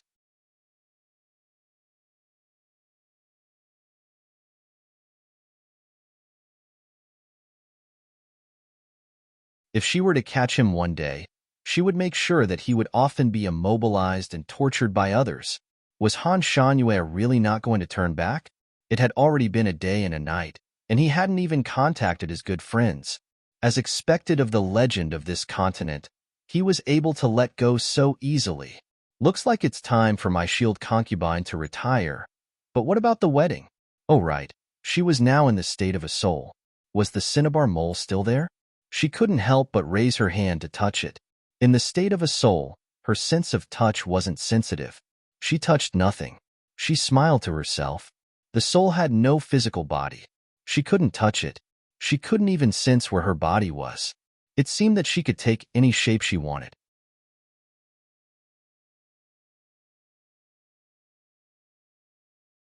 Chapter 626. Ning Xuema curled up into a ball, stretched into a straight line like a stick, and then into the shape of a flower. She realized that as long as she thought about it, the shape of her soul would immediately change, and it would be exactly the same as what she imagined. That was fun. This feeling was not something that she could experience at any time. She suddenly had an idea. Could she turn into a sharp sword and cut through the wizardry barrier? Just as she thought about it, she heard a soft thud. Her body became light, and a green light flashed in front of her eyes. When she realized what had happened, she was already outside the wizardry barrier. Ning Xuema was speechless. Wasn't this barrier too much like a piece of paper? She had just thought about it, and she immediately broke through the barrier. Was her soul too powerful, or was his wizardry barrier too weak? Ning Xuema could not figure it out at the moment. She circled around the hall and looked at the mud shell. She could not help but fly down to take a closer look. Unexpectedly, before she could really get close to the mud shell, she felt a strong suction force from the mud shell, and it suddenly pulled her down. Ning Xuema was almost pulled down by the suction force. She hurriedly flew up and finally broke free from the suction force. She was still in a state of shock as she stuck her body to the wizardry barrier and looked at the mud shell. Suddenly, she realized that the mud shell was her body. Once she got close to it, she would naturally be attracted to it. Damn it, I was almost sucked in. I almost went in there to taste the high temperature and the feeling of being suffocated to death. She did not dare to get close to the mud shell. Her body floated up and circled around the hall a few times. She felt that her body was a little scattered, as if her arms and legs were going to be separated from her body. Oh no, her soul was going to be scattered. Once the soul was scattered, she did not know if it could be gathered again. This was Ning Xuema's last thought in the hall. After this thought, her vision blurred, and she did not know anything else. The blood-red fog. There was no end to it. The world was completely covered by the blood-red fog, and the air was filled with the smell of blood. Ning Xuema felt as if she was walking in such a blood fog. From time to time, all kinds of strange noises could be heard coming from the blood fog. There were screams that sounded like humans and beasts. In the depths of the fog, there was even the sound of teeth tearing through flesh. The combination of these strange sounds made the hair of those who walked among them stand on end. Blood mist filled the air, and the gloomy aura was chilling. This place seemed to have been abandoned by God. Sunlight could no longer shine here. It was terrifyingly cold. Ning Xuema could not help but shrink back. Although she was bold, being alone in such an environment, she still felt a little scared. She couldn't tell the direction in the fog, so she could only choose a random direction and run. She couldn't wait to get out of this demonic area. The blood mist in front of her suddenly rolled like waves, and there seemed to be footsteps rushing towards her. She was stunned and instinctively dodged to the side. A young man in white rushed out of the blood mist in front of her. This young man in white seemed to have just gone through a fight. His white robe was stained with blood, and his hair was messy, covering his face. Ning Xuema could not see his appearance clearly, but she could faintly feel that this young man should be very beautiful. This young man looked to be around 12 or 13 years old, but his skills were already extraordinary.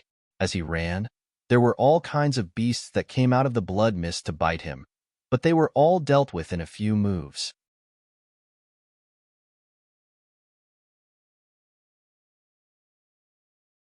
Chapter 627. Ning Xuema was hiding in the dark. She had only seen him fight a few times, and she was sure that this young man was a ruthless character. In the battle, He was willing to let himself be injured in order to quickly finish off his enemies. For example, there was a very cunning snake.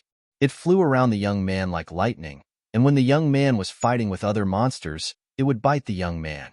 Once it was bitten, it would run away immediately. It did not want to continue fighting. After the young man suffered a few losses, he simply ignored it and focused on fighting with other monsters. He was attacked a few more times by the snake. The snake did not suffer any losses. The more it attacked, the bolder it became. Slowly, its body could stay on the young man's body for a longer time when it bit him. At the last time, when it bit the young man's skin, it sucked a mouthful of his blood. A sudden change happened at that moment. The young man, who had been ignoring it, suddenly reached out and grabbed the snake's vital point. The snake was shocked when its vital point was caught. It struggled in his hand and said, "Old Six, you can't kill me. I'm your younger brother. I'm your younger brother." Younger brother? The young man chuckled.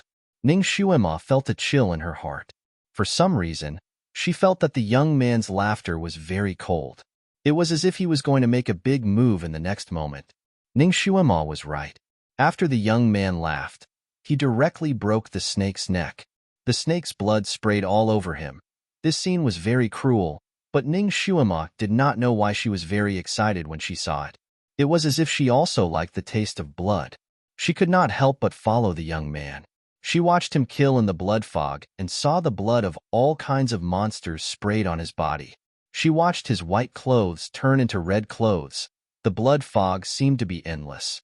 The sound of ghosts crying in the blood fog became louder.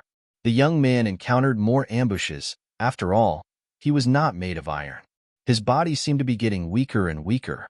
Finally, after being ambushed by another monster, he sat down with a thud. The blood mist seemed to have faded a little.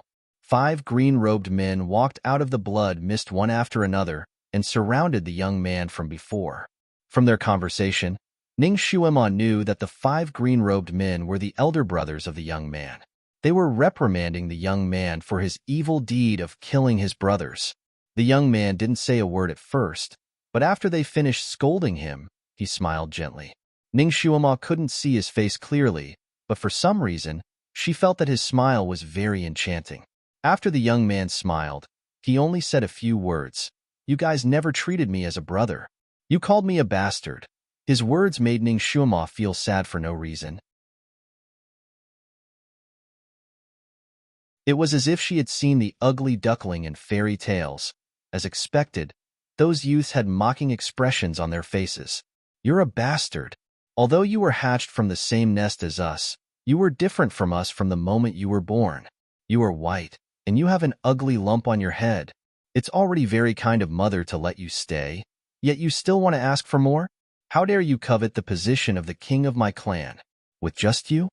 Ning Shuima calmly listened to their conversation and finally understood what was going on. This young man should also be from the Snake Clan. He was born in the same nest as these green-robed men and was discriminated against since he was young. However, he was very talented and ambitious. She did not know why he let it slip that he wanted to fight for the position of the Snake King when he grew up. This sentence brought him a fatal disaster, and the king of the Snake Clan issued an order to kill him.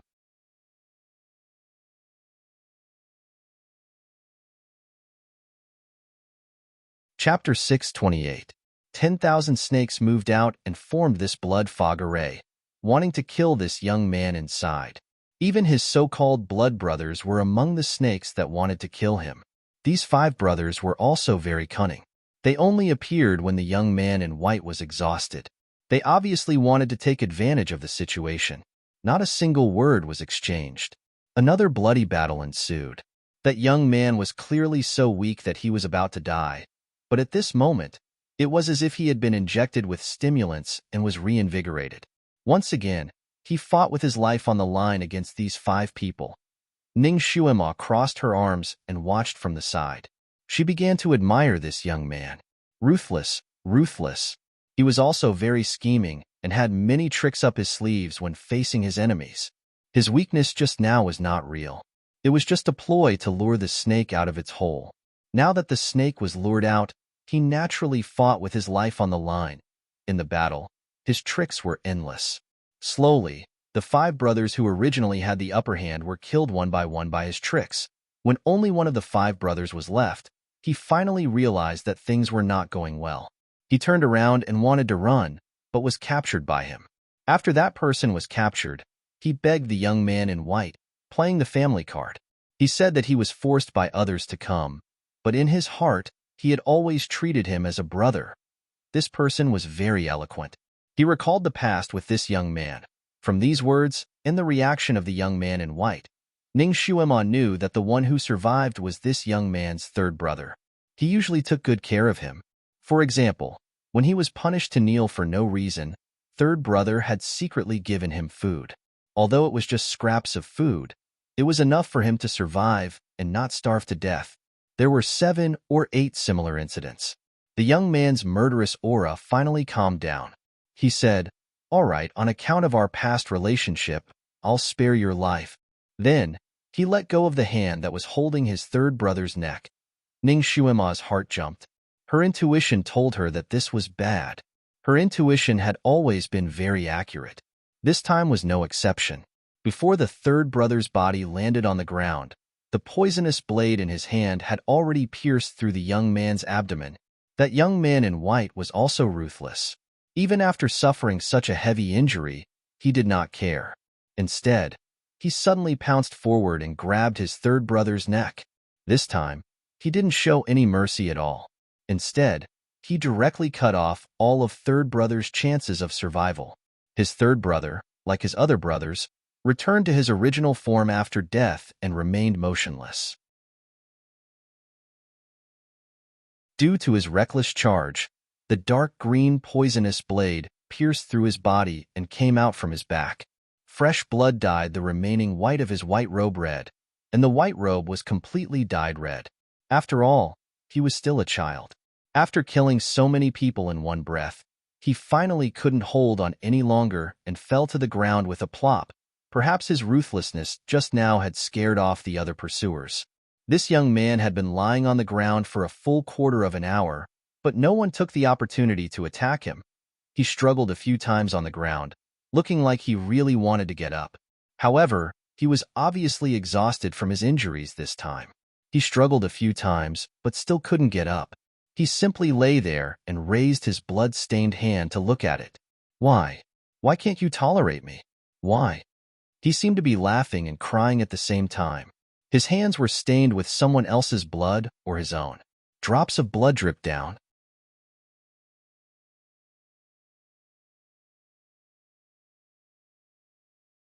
Chapter 629.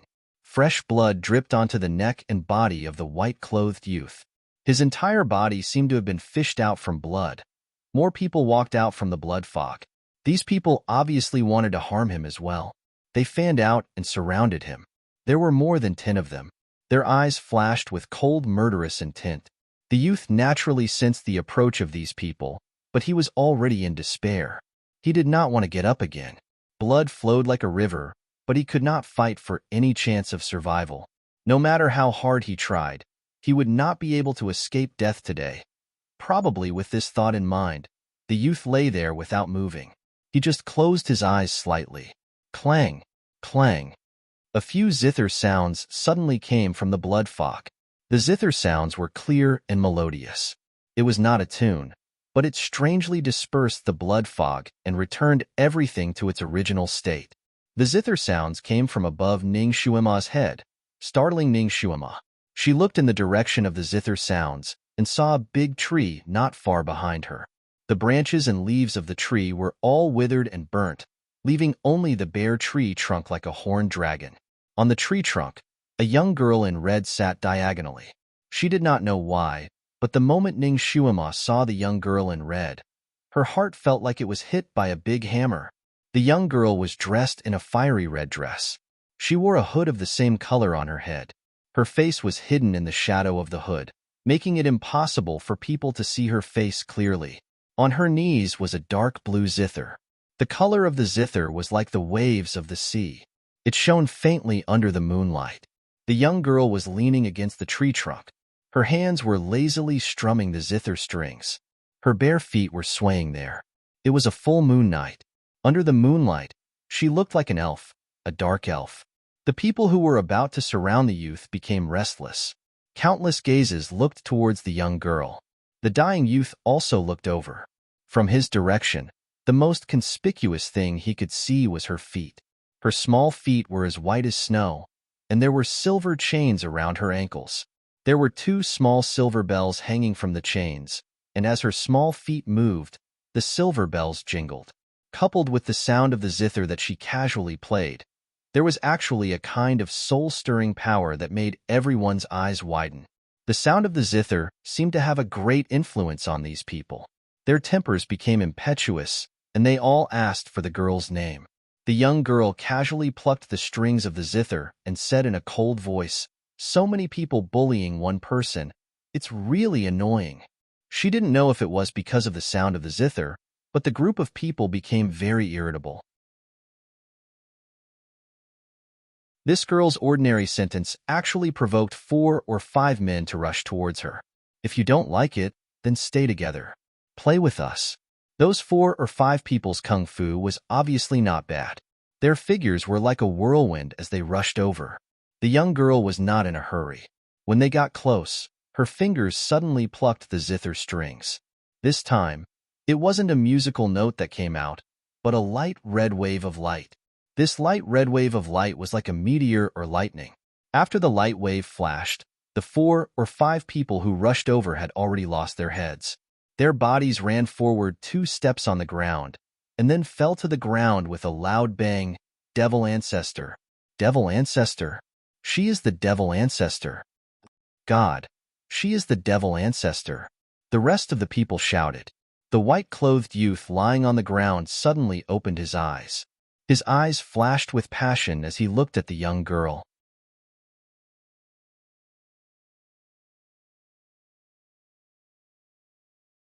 Chapter 630. Those people didn't care about attacking the young man anymore. They retreated step by step, obviously wanting to escape. The girl in red looked at the young man and smiled.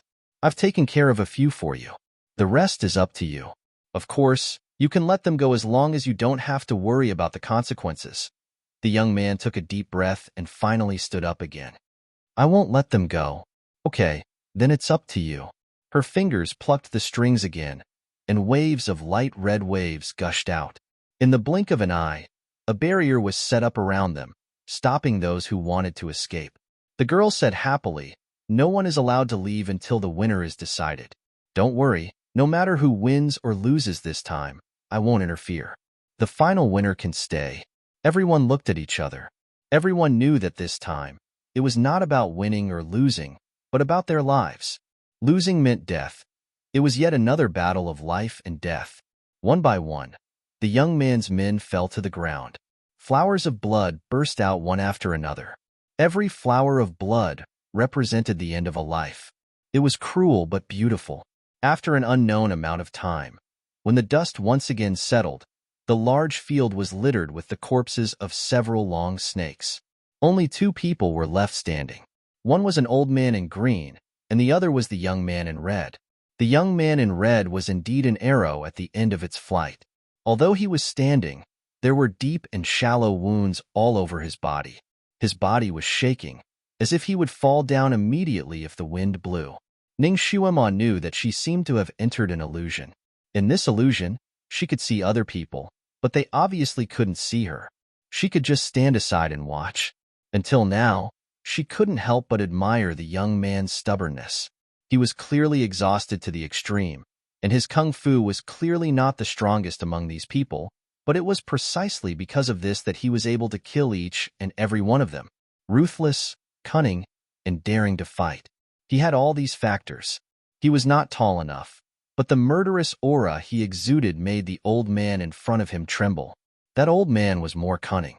Just now, when everyone went forward to besiege him, he stayed in the outer circle and only attacked the young man when he was cold. Therefore, his stamina consumption was the least, and he was still in peak condition. He circled around the young man, looking for his weakness. The young man's eyes were almost covered with blood, but he didn't dare to blink. He didn't even dare to wipe it with his hands. He was afraid that if he raised his hand, He would give others a chance to deal him a fatal blow. A drop of blood finally rolled down from the tip of his eyebrows and fell into his eyes. The youth couldn't help but blink. The old man took advantage of this opportunity to rush over and slash at the young man's neck. Ding! The sound of a zither suddenly rang out in the air. The old man jumped in fright and quickly turned to look at the young girl who had been watching from the side. But before he could see the girl's face clearly, his arms suddenly flew out. That young man had taken advantage of this moment to make a move. His grasp of the opportunity was extremely precise. If he had acted a second earlier or a second later, he would not have been able to achieve this effect. It was a perfect match for the young girl's zither.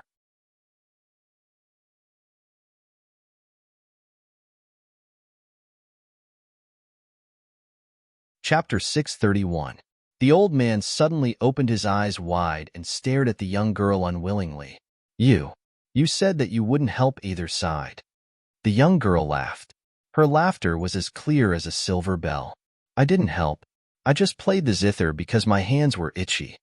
The old man wanted to say something else, but he would never be able to because the young man's sword slashed across and cut off his neck cleanly. All the pursuers were dead. The young man finally breathed a sigh of relief. He raised his head and looked at the young girl in red. Devil ancestor? The young girl in red shook her small feet and tilted her head to look at him. She smiled. Take a guess. The young man was stunned. The young girl laughed again. Her laughter was like a silver bell, and it still had the innocence of a young girl. I've seen a good show today. All right, you can run for your life. Her figure flashed and fluttered like a red cloud. She landed lightly and turned around to leave. The young man immediately took a step forward. I haven't thanked Devil Ancestor for saving my life. The young girl tilted her head and looked at him. I didn't do anything. It's mainly you who saved yourself. She looked at him up and down. I think you're not bad. You're a talent.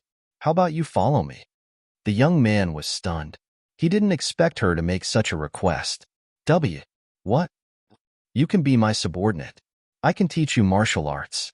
The young girl smiled. The young man instinctively wanted to refuse. However, the young girl suddenly waved her sleeve at him. A red light flashed and the young man disappeared. A small white snake covered in bruises appeared on the spot. Although it was a white snake, there was a small bulge on its head. It looked a little funny. The young girl seemed to be stunned. She bent down and picked up the small white snake. She put it in front of her eyes and looked at it carefully. The small white snake seemed to be shy. It curled up its body and hissed. It was flustered and exasperated. It threatened, "Let go of me." It struggled in her small hands, but it couldn't get out of her 5 fingers no matter how hard it struggled. The young girl's small hand poked the small bulge on its head. Your small bulge is so pretty. The small white snake almost wanted to hide its head under its body. Its voice was even more angry. Don't make fun of me. I'm not making fun of you. I've never seen a snake with a bump on its head. The young girl giggled, her laughter even more crisp than a silver bell. But it's really pretty. I like it. The scales on the little snake's body were almost red. It tried its best to return to its human form, but it was obviously unable to do so under the girl's control. If you laugh at me again, I'll kill you too. In its anger, it finally revealed its childish nature and said something that was not very intimidating. The girl obviously did not take its threat to heart.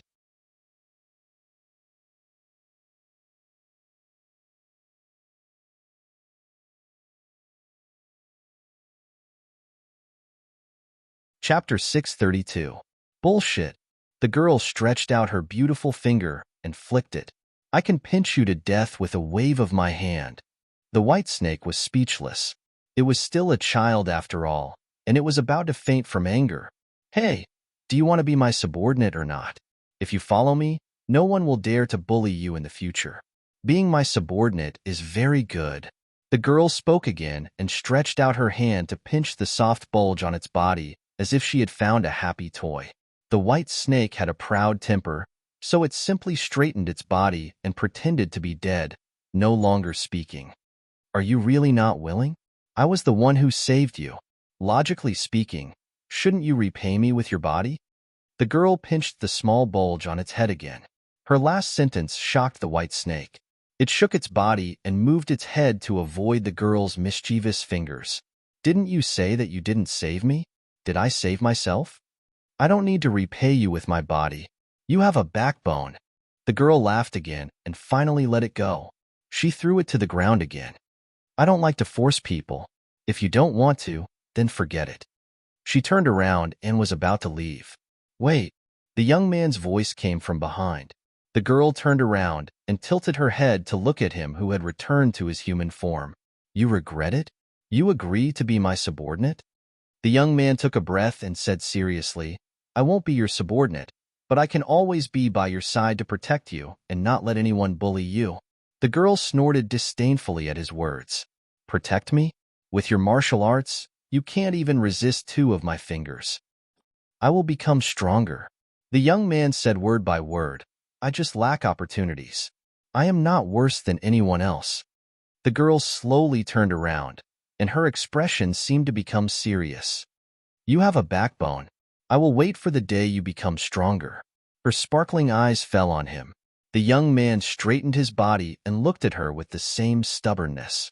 The girl smiled and tilted her head to look at him. I can take you in. As for whether you can stay by my side, that depends on whether you have the ability to do so in the future. She raised her hand and flicked her finger lightly. There was a faint explosion in the air, and 6 men in black appeared out of thin air. They stood around the young girl and bowed together. Master, what are your orders? The girl glanced back at the youth covered in blood and said indifferently, This person, I'll leave him to you. 10 years later, I will see the results of your training. He turned around and disappeared. The young man stood where he was and looked at the place where she disappeared. His fingers slowly clenched into fists. Ning Xuema also stared blankly at this scene. That young man looked so down and out that she had a faint impulse to comfort him. She took a step forward, and the scene in front of her completely changed. What happened next made Ning Xuema feel like she was watching a fast-paced movie. Scenes after scenes flashed by, and in every scene, the red-clothed girl was wearing a red dress and a hood. She was either playing the zither under the moonlight, dancing under a large tree, or sitting high up in the palace, hugging her knees and looking up at the moon in a daze. This girl's laughter was like a silver bell. She looked very lively and even naive, but it was also filled with a faint sense of loneliness and desolation. It was a kind of loneliness of being high up, with no friends and no confidants.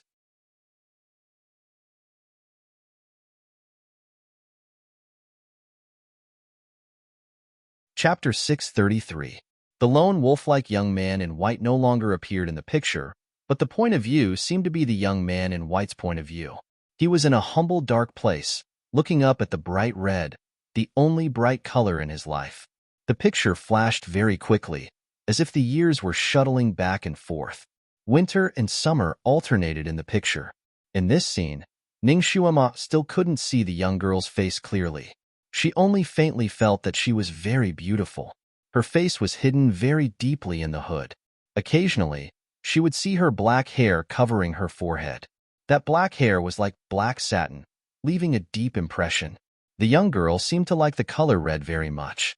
Every time she appeared, it was a deep red. Her smile and frown seemed to light up the dim background. Whose eyes would it burn? Ning Xuema was also looking at the young girl. She didn't know what to feel in her heart. It was as if this young girl was her former self. It was so familiar that it made her heart palpitate. Finally, the scene slowed down in the midst of an assassination. The young girl seemed to have a lot of enemies. She was often assassinated. Fortunately, she was highly skilled and had a secret guard by her side to protect her. Basically, every assassination attempt ended in failure. Because of the frequent assassinations and the assassin's skills, the secret guards by her side were replaced very quickly. The old ones fell, and the new ones took their place. Occasionally, the young girl was forced to make a move. Every time she made a move, it was a fatal move. She didn't leave any leeway for her opponents. She basically used the sound of the zither to kill people. Every light red wave was a fatal weapon. Like a harvester, she reaped the lives of those assassins. After every operation, she seemed to be a little dejected and tired. She stared at her hands for a long time, lost in thought. Then she would wash her hands over and over again, as if that could wash away the blood and the unpleasant past. She didn't say a word, but Ning Shuima understood her thoughts in an instant. She didn't want to kill people. She didn't want to be contaminated with blood, but the situation forced her. If she didn't kill people, they would kill her. Every assassination was a battle of life and death. She was merciful to her enemies, but she was ruthless to herself. It was another full moon night. Another assassination was coming. This time, there were many assassins, and they were all very powerful. The guards around the red-clothed girl fell down one by one. The red-clothed girl stood high up, and the moonlight stretched her lonely shadow very, very long. She finally took out her zither again. Just as she was about to play, the scene below suddenly took a shocking turn. A red shadow and a sharp sword pierced into the group of assassins. Faint golden waves of light flashed among the black assassins. Every wave of light would cause an assassin to fall. Blood splattered everywhere, and miserable cries rang out one after another. The red-clothed girl stopped and tilted her head to look at the scene below. After an hour, the killing finally stopped. All the assassins had fallen, and not a single one was left alive. A handsome man stood in the middle of the field. His red robes were dazzling. The moment Ning Shuima saw the man's face, her heart raced. Shuilan. This guy was actually Shuilan. Why is this bastard here? Although she knew that the other party couldn't see her, Ning Shuima still subconsciously hid in the shadows. The red-clothed man was very handsome. After the dust settled, he raised his hand and flicked his robes.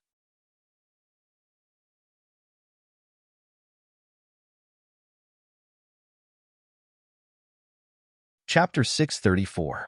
He did not know what material his robe was made of. There was some blood splashed on it, but when he flicked it, it all fell off. The blood flew like rain, but there was not a speck of dust on his body. He smiled at the girl. His smile was alluring. "Are you okay?" The girl did not seem to recognize him. She tilted her head and looked at him. "Who are you?" The red-clothed man's eyes darkened. "You don't remember me?" The girl looked at him again. After a while, she said, "You seem familiar. 10 years ago, I said that I would become stronger. I would stand by your side and protect you." The red-clothed man looked disappointed, but his tone was still calm. His tone was gentle and had a faint scholarly air. The girl paused for a moment. She seemed to finally remember. "You are the little white snake with a bump on its head. You finally remember." The red-clothed man smiled. His smile was like a flower blooming. It was bright and beautiful in the spring. "It's me. Can I stand by your side now?" The girl tilted her head and looked at him. She also smiled. "I didn't misjudge you back then." She seemed to be emotional. "After 10 years, you have grown up and become stronger." The red-clothed man did not say anything. He only looked at her as if he was looking at the only salvation in his bleak life. The girl looked at him again. "What's your name?" The red-clothed man's expression darkened. "I don't have a name. My brothers used to call me Old Six. In the Demon Palace's secret guard training ground, they called me Number 6. The girl did not say anything for a moment. She raised her head and looked at the moon in the sky. Then, she looked at him who was standing quietly in the night. She seemed to have thought of something and smiled. "The night is waning. Your clothes are red like fire. I will give you a name. How about Shui Elan?" The red-clothed man's eyes lit up. "Thank you for giving me a name. Then I will be Shui Elan. Is it Shui from Bai Shui?" The girl seemed to be stunned. A secret guard appeared in the dark and shouted at the red-clothed man. "How dare you? Who do you think you are? How dare you have the same surname as the princess?" The red-clothed girl glanced at the secret guard. The secret guard seemed to be shocked. He bowed. "I have crossed the line." The girl only replied to him with one word. "Get lost." The shadow guard quietly retreated. The girl smiled at the red-clothed man. "You were originally a white snake. Snow is also your true color. Let's call you Shuilan." "Thank you, princess." Shuilan bowed. His every movement was filled with poetic elegance. Then can Shue Ilan follow the princess?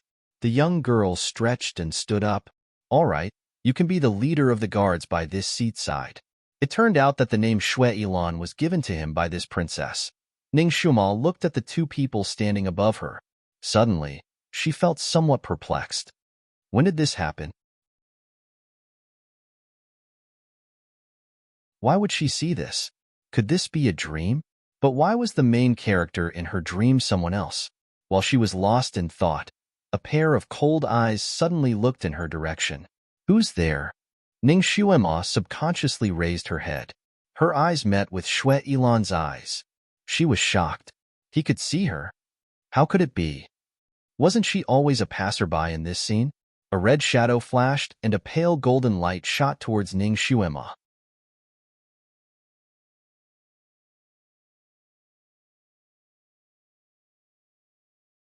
Chapter 635.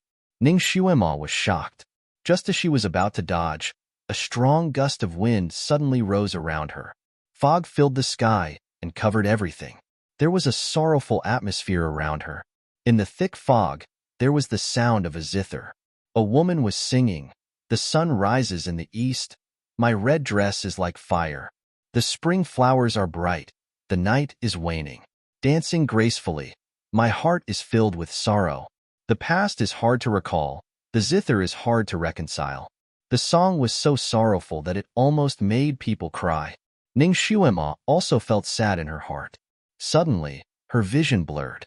The thick fog disappeared, and so did the beauty in red. At this moment, Ning Shuema's mind suddenly became hazy. The scenery she saw just now seemed to have disappeared along with the fog. There was nothing left. She looked around blankly and realized that she was in a cave. The cave was not small. The walls of the cave were made of white crystal stones. They were clear and sparkling, shining with a faint white light in the dark night. There was a crystal bed in the cave. Although it was called a crystal bed, it was actually a big bed-shaped white crystal stone. On the crystal bed, a man in red sat quietly.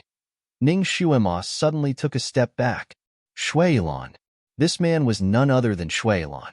If his appearance in her dream was still a little immature, then at this moment, he was the one Ning Shuema was used to seeing. He seemed to be seriously injured. There were faint bloodstains on the corner of his pale lips. His face was unusually pale. He seemed to be meditating, but also seemed to be in a nightmare. His long eyelashes were drooping, slightly trembling like the wings of a butterfly. Ning Shuema looked at his tightly knitted eyebrows and trembling lips. She finally came to a conclusion. This bastard was in a nightmare, and his injuries were not light. This was a good opportunity given by God to get rid of him. She subconsciously wanted to shoot some kind of hidden weapon like a poisonous needle. However, when she raised her hand to touch it, her palm passed through her body. It was so light that she did not touch anything. What was going on? She subconsciously looked down and realized that she did not have a body. She was shocked. What was going on? Out of habit, she reached out her hand to touch the crystal beside her, but she couldn't see where her palm was. She was shocked again as a thought flashed through her mind. Could it be that he was still a soul? She also finally vaguely remembered that because she wanted to heal her injuries, she had allowed Yu Tianlan to bring out her soul. She had unintentionally broken that barrier, and then, what was she doing here? What is this place? Was this a dream of her soul, or was it real? Ning Shuema felt like she was in a mess. She looked at Shuilan again. His eyelashes were trembling even harder. It seemed like he was about to wake up. She couldn't be here. Right now, she was only a soul body. Even if Shuilan was heavily injured, she wouldn't be able to do anything to him.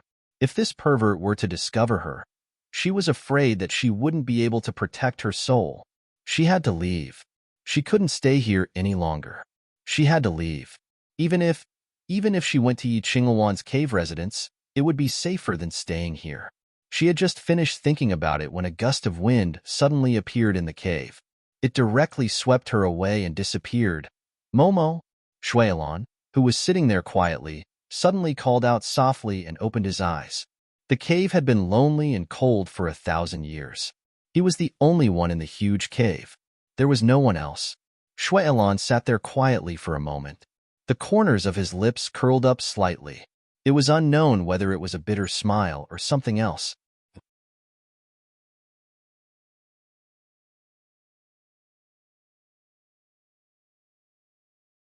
Chapter 636. From the moment he opened his eyes in this world, Shui Ilan seemed to be alone. He could not remember the past, nor could he plan for the future. Fortunately, he still remembered that he was Shui Ilan, and that he had a black wave zither by his side. After he woke up from the crystal coffin, he kept having a recurring dream. In the dream, there were swords and sabers, but when he woke up, he could not remember anything. He could only vaguely remember that song that made him feel sad every time he sang it. In the dream, he had forgotten everything except for the melody and lyrics of the song. He could even remember every word. Later, when he sang it himself, he slightly changed a few words, making him feel that the lyrics finally fit his mood. The past that he could not remember made him crazy. He faintly felt that this dream should be related to the things that happened before he was sealed, but he had forgotten everything as soon as he woke up. Damn it! He cursed under his breath and slowly stood up from the crystal bed. His blood was boiling in his chest, making him almost spit out blood again. He clenched his fist. His eyes flashed with a trace of ruthlessness. He thought that he would not meet any opponents in this world, but he did not expect that there would be Han Shangyue. That bastard's martial arts were obviously higher than his.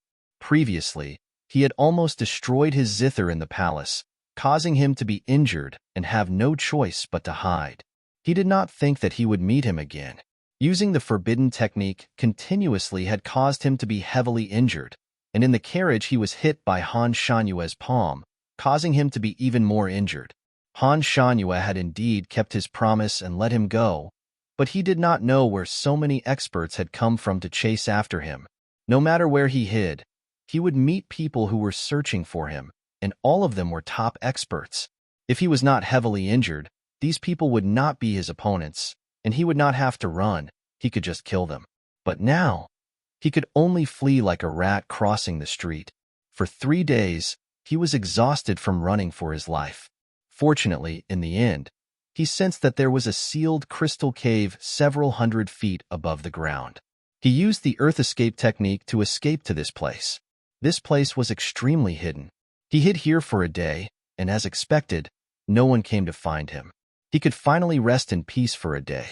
He clenched his fist again, and his martial arts would completely recover. The moment he recovered, he would definitely take revenge on those who had chased after him. He would make those people beg for death. Han Shanyue. Han Shanyue. The corners of his lips curled up slightly. Let's wait and see. He stood there in a daze for a moment. Suddenly, he seemed to think of something, and his expression changed slightly.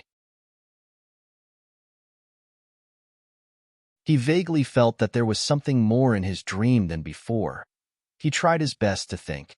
Suddenly, his eyes lit up. He finally remembered a scene from his dream. At that time, he seemed to be standing beside someone and then saw that person. Ning Xuema. Ning Xuema appeared in his dream. How did she appear in his dream? Was it a coincidence? Or was there some kind of connection? Several questions rolled around in his mind. He subconsciously walked around the cave. Suddenly, he stopped in his tracks. He raised his hand and grabbed at the air, then brought it to his nose and sniffed. Then he slowly loosened his grip. Ning Xuema. He really smelled the scent of Ning Xuema's soul. She had really been here, and she was even in her soul form. Little Xuema, did you miss me? Snow was the balcony, jade was the railing, bamboo was the courtyard, and plum blossoms were the gods. Ning Xuema did not expect that she would come to a mountain in a daze. Among the green mountains and trees, there were vague balconies. All the balconies were snow-white, as if they were made of snow.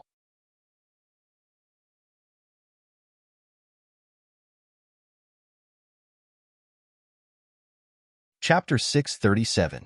All the pavilions were snow-white, as if they were made of snow. The courtyards of the pavilions were planted with clumps of bamboo, making rustling sounds with the breeze. The courtyard Ning Xuema appeared and had bamboo and plum blossoms. It was obviously not winter, But the plum blossoms were tender and beautiful, and the branches were covered with dark red dots. Ning Shuima looked at the dark green bamboo on the left and the plum blossoms on the right. The corners of her mouth faintly twitched. She didn't feel the elegance of the gentleman's words, but instead felt a little demonic. Although plum blossoms and bamboo belonged to the four gentlemen, they shouldn't be in the same season. This was the first time she saw plum blossoms and bamboo complementing each other. Moreover, her sharp eyes saw a few wild chrysanthemums swaying in the corner of the courtyard. This courtyard had 3 of the 4 gentlemen, and only the orchid was left. Speaking of which, whose house had such a tasteful courtyard? How did she come here? Ning Shuima stood in the courtyard and pondered for a moment. She was wondering if she should go in and take a look. The door of the main hall opened, and 2 women walked out. The 2 women were dressed similarly. Both of them wore white dresses with cloud patterns on them. Ning Shuima's heart sank slightly. She was not unfamiliar with this pattern. She had seen it twice in the Heavenly Book Mountains, and both times were unpleasant. Bright Reverence Cult.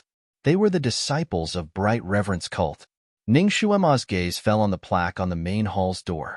The white cloud pattern wrapped around 3 large words, Qingwan Hall. Ning Shuima's body couldn't help but retreat a zhang.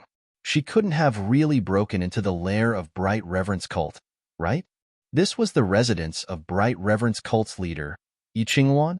Ning Shuima had heard of this leader for a long time. She was the only female disciple of the ancestor and was famous for being protective of her disciples. Her disciples could almost do whatever they wanted in this continent. Damn, she was just thinking about it when she was at Shui Ilan's place, and that strange wind really brought her here. She and this Bright Reverence religion were obviously not on good terms. She had been schemed against by the disciples of Bright Reverence religion twice and had almost lost her life. Although she had survived in the end, she had unknowingly formed a grudge with this Bright Reverence religion. She and Yi Qingwan could be considered enemies. Yi Qingwan's magic was amazing. She could use magic to disperse people's souls. If she found out that she had broken in by mistake, she would not have a good time. Right now, she was far from being a match for this person. It was better for her to take advantage of the fact that no one noticed and flee far away. Just as she was about to turn around, her body suddenly tightened, as if she was suddenly caught by something. She was shocked. Looking around, she found herself trapped in a pale white net. Master! The 2 women who had just come out knelt in the direction of the palace door. Ning Shuima also raised her head when she heard the voice. Her heart skipped a beat. A woman in a white robe stood at the entrance of the hall. Her long hair was tied up with a white jade hairpin. She had light red lips and a tall nose. Her facial features were beautiful. Coupled with her white robe, she gave off a kind of otherworldly beauty. This made Ning Shuima instantly think of the ancient tomb sect's Shaolong Nu. However, looking at her slanted eyebrows and the corners of her eyes, when she looked at people, she gave off a feeling of power without being angry. She looked somewhat cold. This also made Ning Shuima think of Li Macho, who had killed countless people because of love. She didn't know why, but when Ning Shuima looked at her face, she faintly felt that she was familiar. However, she couldn't remember where she had seen her before. Looking at the woman's appearance, she seemed to be a 22 or 23-year-old girl. However, the cold and solemn temperament around her gave people a feeling of vicissitudes. There was no need to ask. She was Yi Qingwan.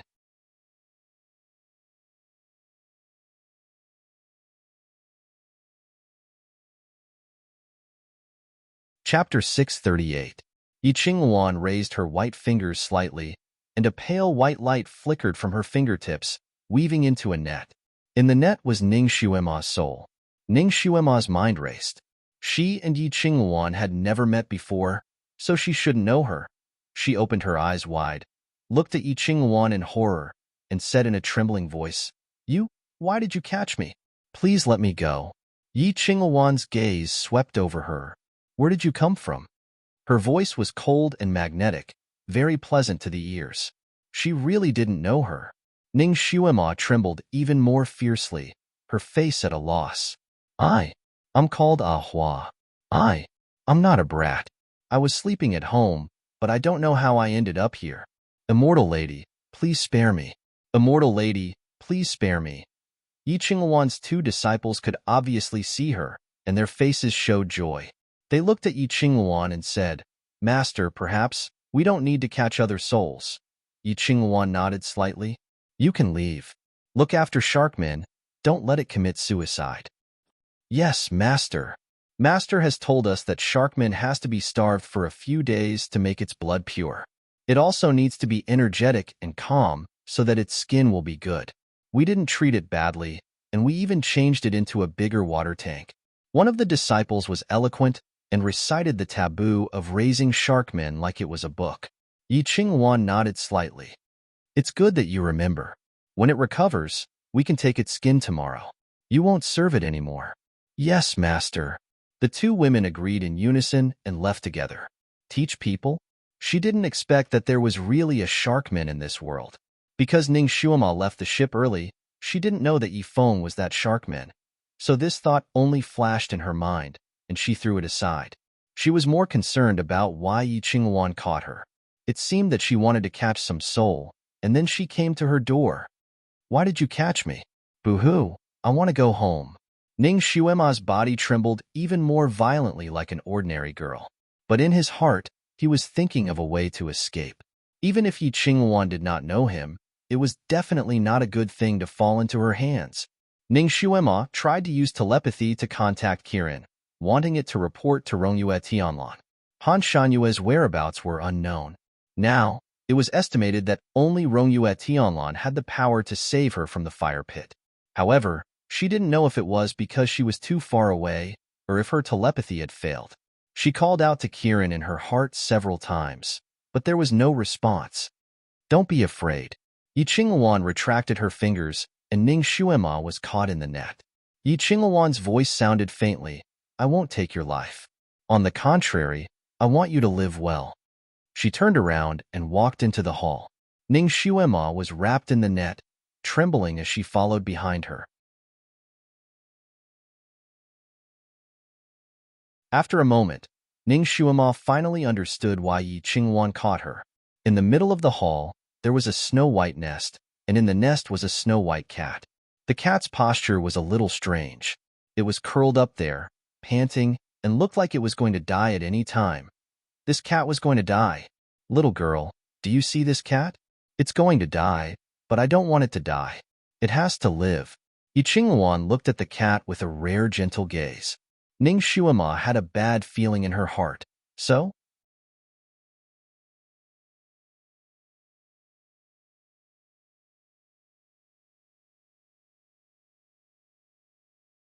Chapter 639. Why don't you enter its body and live in its place? Yi Qinghuan's gaze turned to Ning Shuima, as if she was gently negotiating with her. I don't want to turn into a cat. Ning Shuima immediately opened her mouth. She was cursing in her heart. Her transmigration was too much. First, she transmigrated into a little girl's body, and now she actually wanted her to turn into a cat. Yi Qinghuan's expression turned cold. It's your fortune to be able to possess its body. It's not an ordinary cat. I don't want to be an ordinary cat either. I still want to be a human. Ning Shuima interrupted her. She was calculating in her heart. No matter what, this woman was the ancestor's disciple, and the ancestor was the guardian of this continent. His disciple should also be cultivating the way of immortality. Even if she was bad, she couldn't be that bad. Just like that Abbess Miju in the TV series, no matter how vicious she was still a righteous person.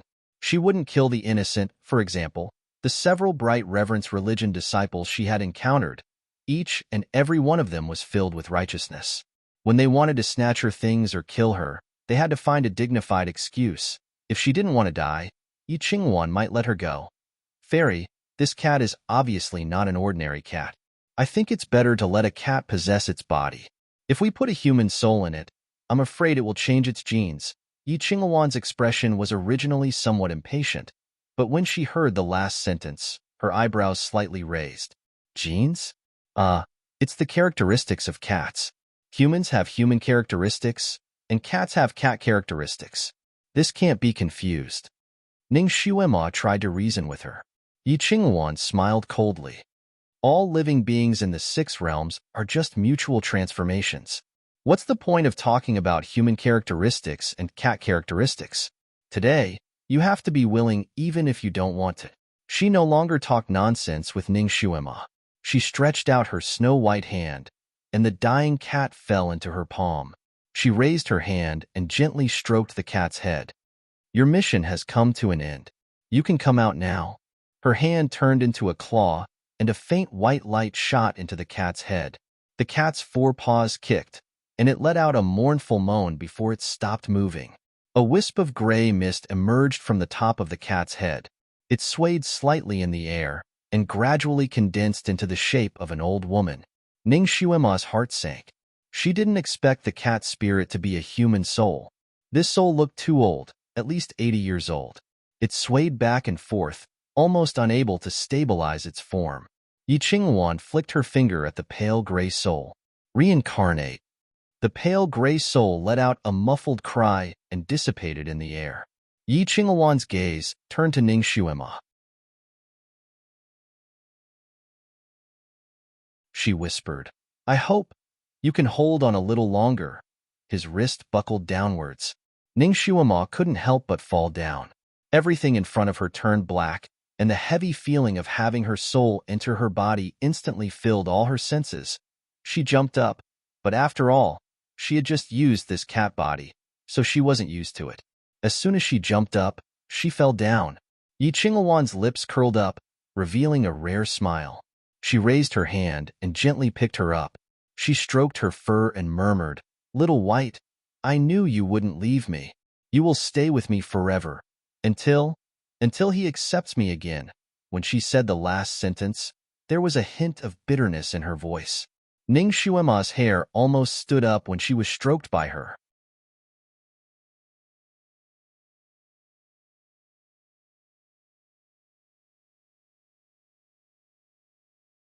Chapter 640. The cat's body was like a cage, imprisoning her soul inside. She tried several methods, but none of them worked. Damn it, what a perverted woman.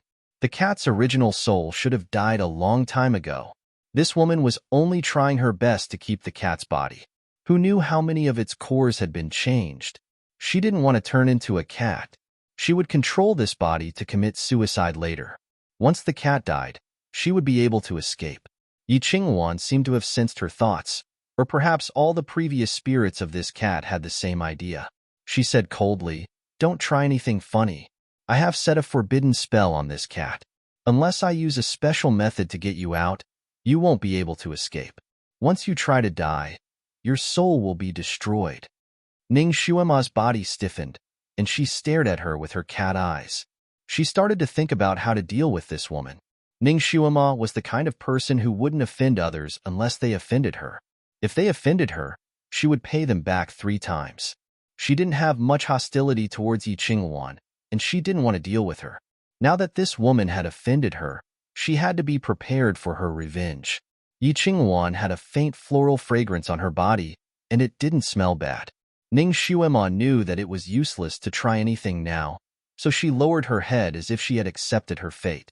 Yi Qinghuan looked at her strangely, as if she didn't expect her to accept her fate so quickly. When other people entered the cat's body, they had to struggle for a few days. They had to go on a hunger strike, bang their heads against the wall, and all kinds of suicidal activities. Of course, she was prepared for all of them. Those people's struggles were useless in her hands. They didn't do anything except suffer more. This time, the spirit she sent to her door was very obedient. Yi Qinghuan was a little happy. She raised her hand and stroked the fur on its back. Good girl. I will bring you around to familiarize you with the environment.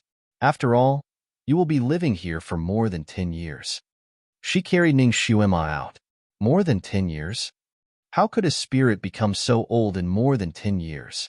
That spirit was definitely not an old person when it was first caught. It was most likely a young girl. It seemed that living in this cat's body made the spirit grow old very quickly, similar to a cat's lifespan. The Bright Reverence cult's territory was not small, and there were also many disciples. Yi Qinghuan carried it and wandered around. From time to time, they would bump into other disciples. These disciples not only bowed respectfully to Yi Qinghuan, but also to the cat in her arms. Little White, did you see that? As long as you stay here obediently, you will be very happy and very powerful. Yi Qinghuan whispered as she stroked the cat's fur. Damn it, why don't you transform into a cat if you're comfortable?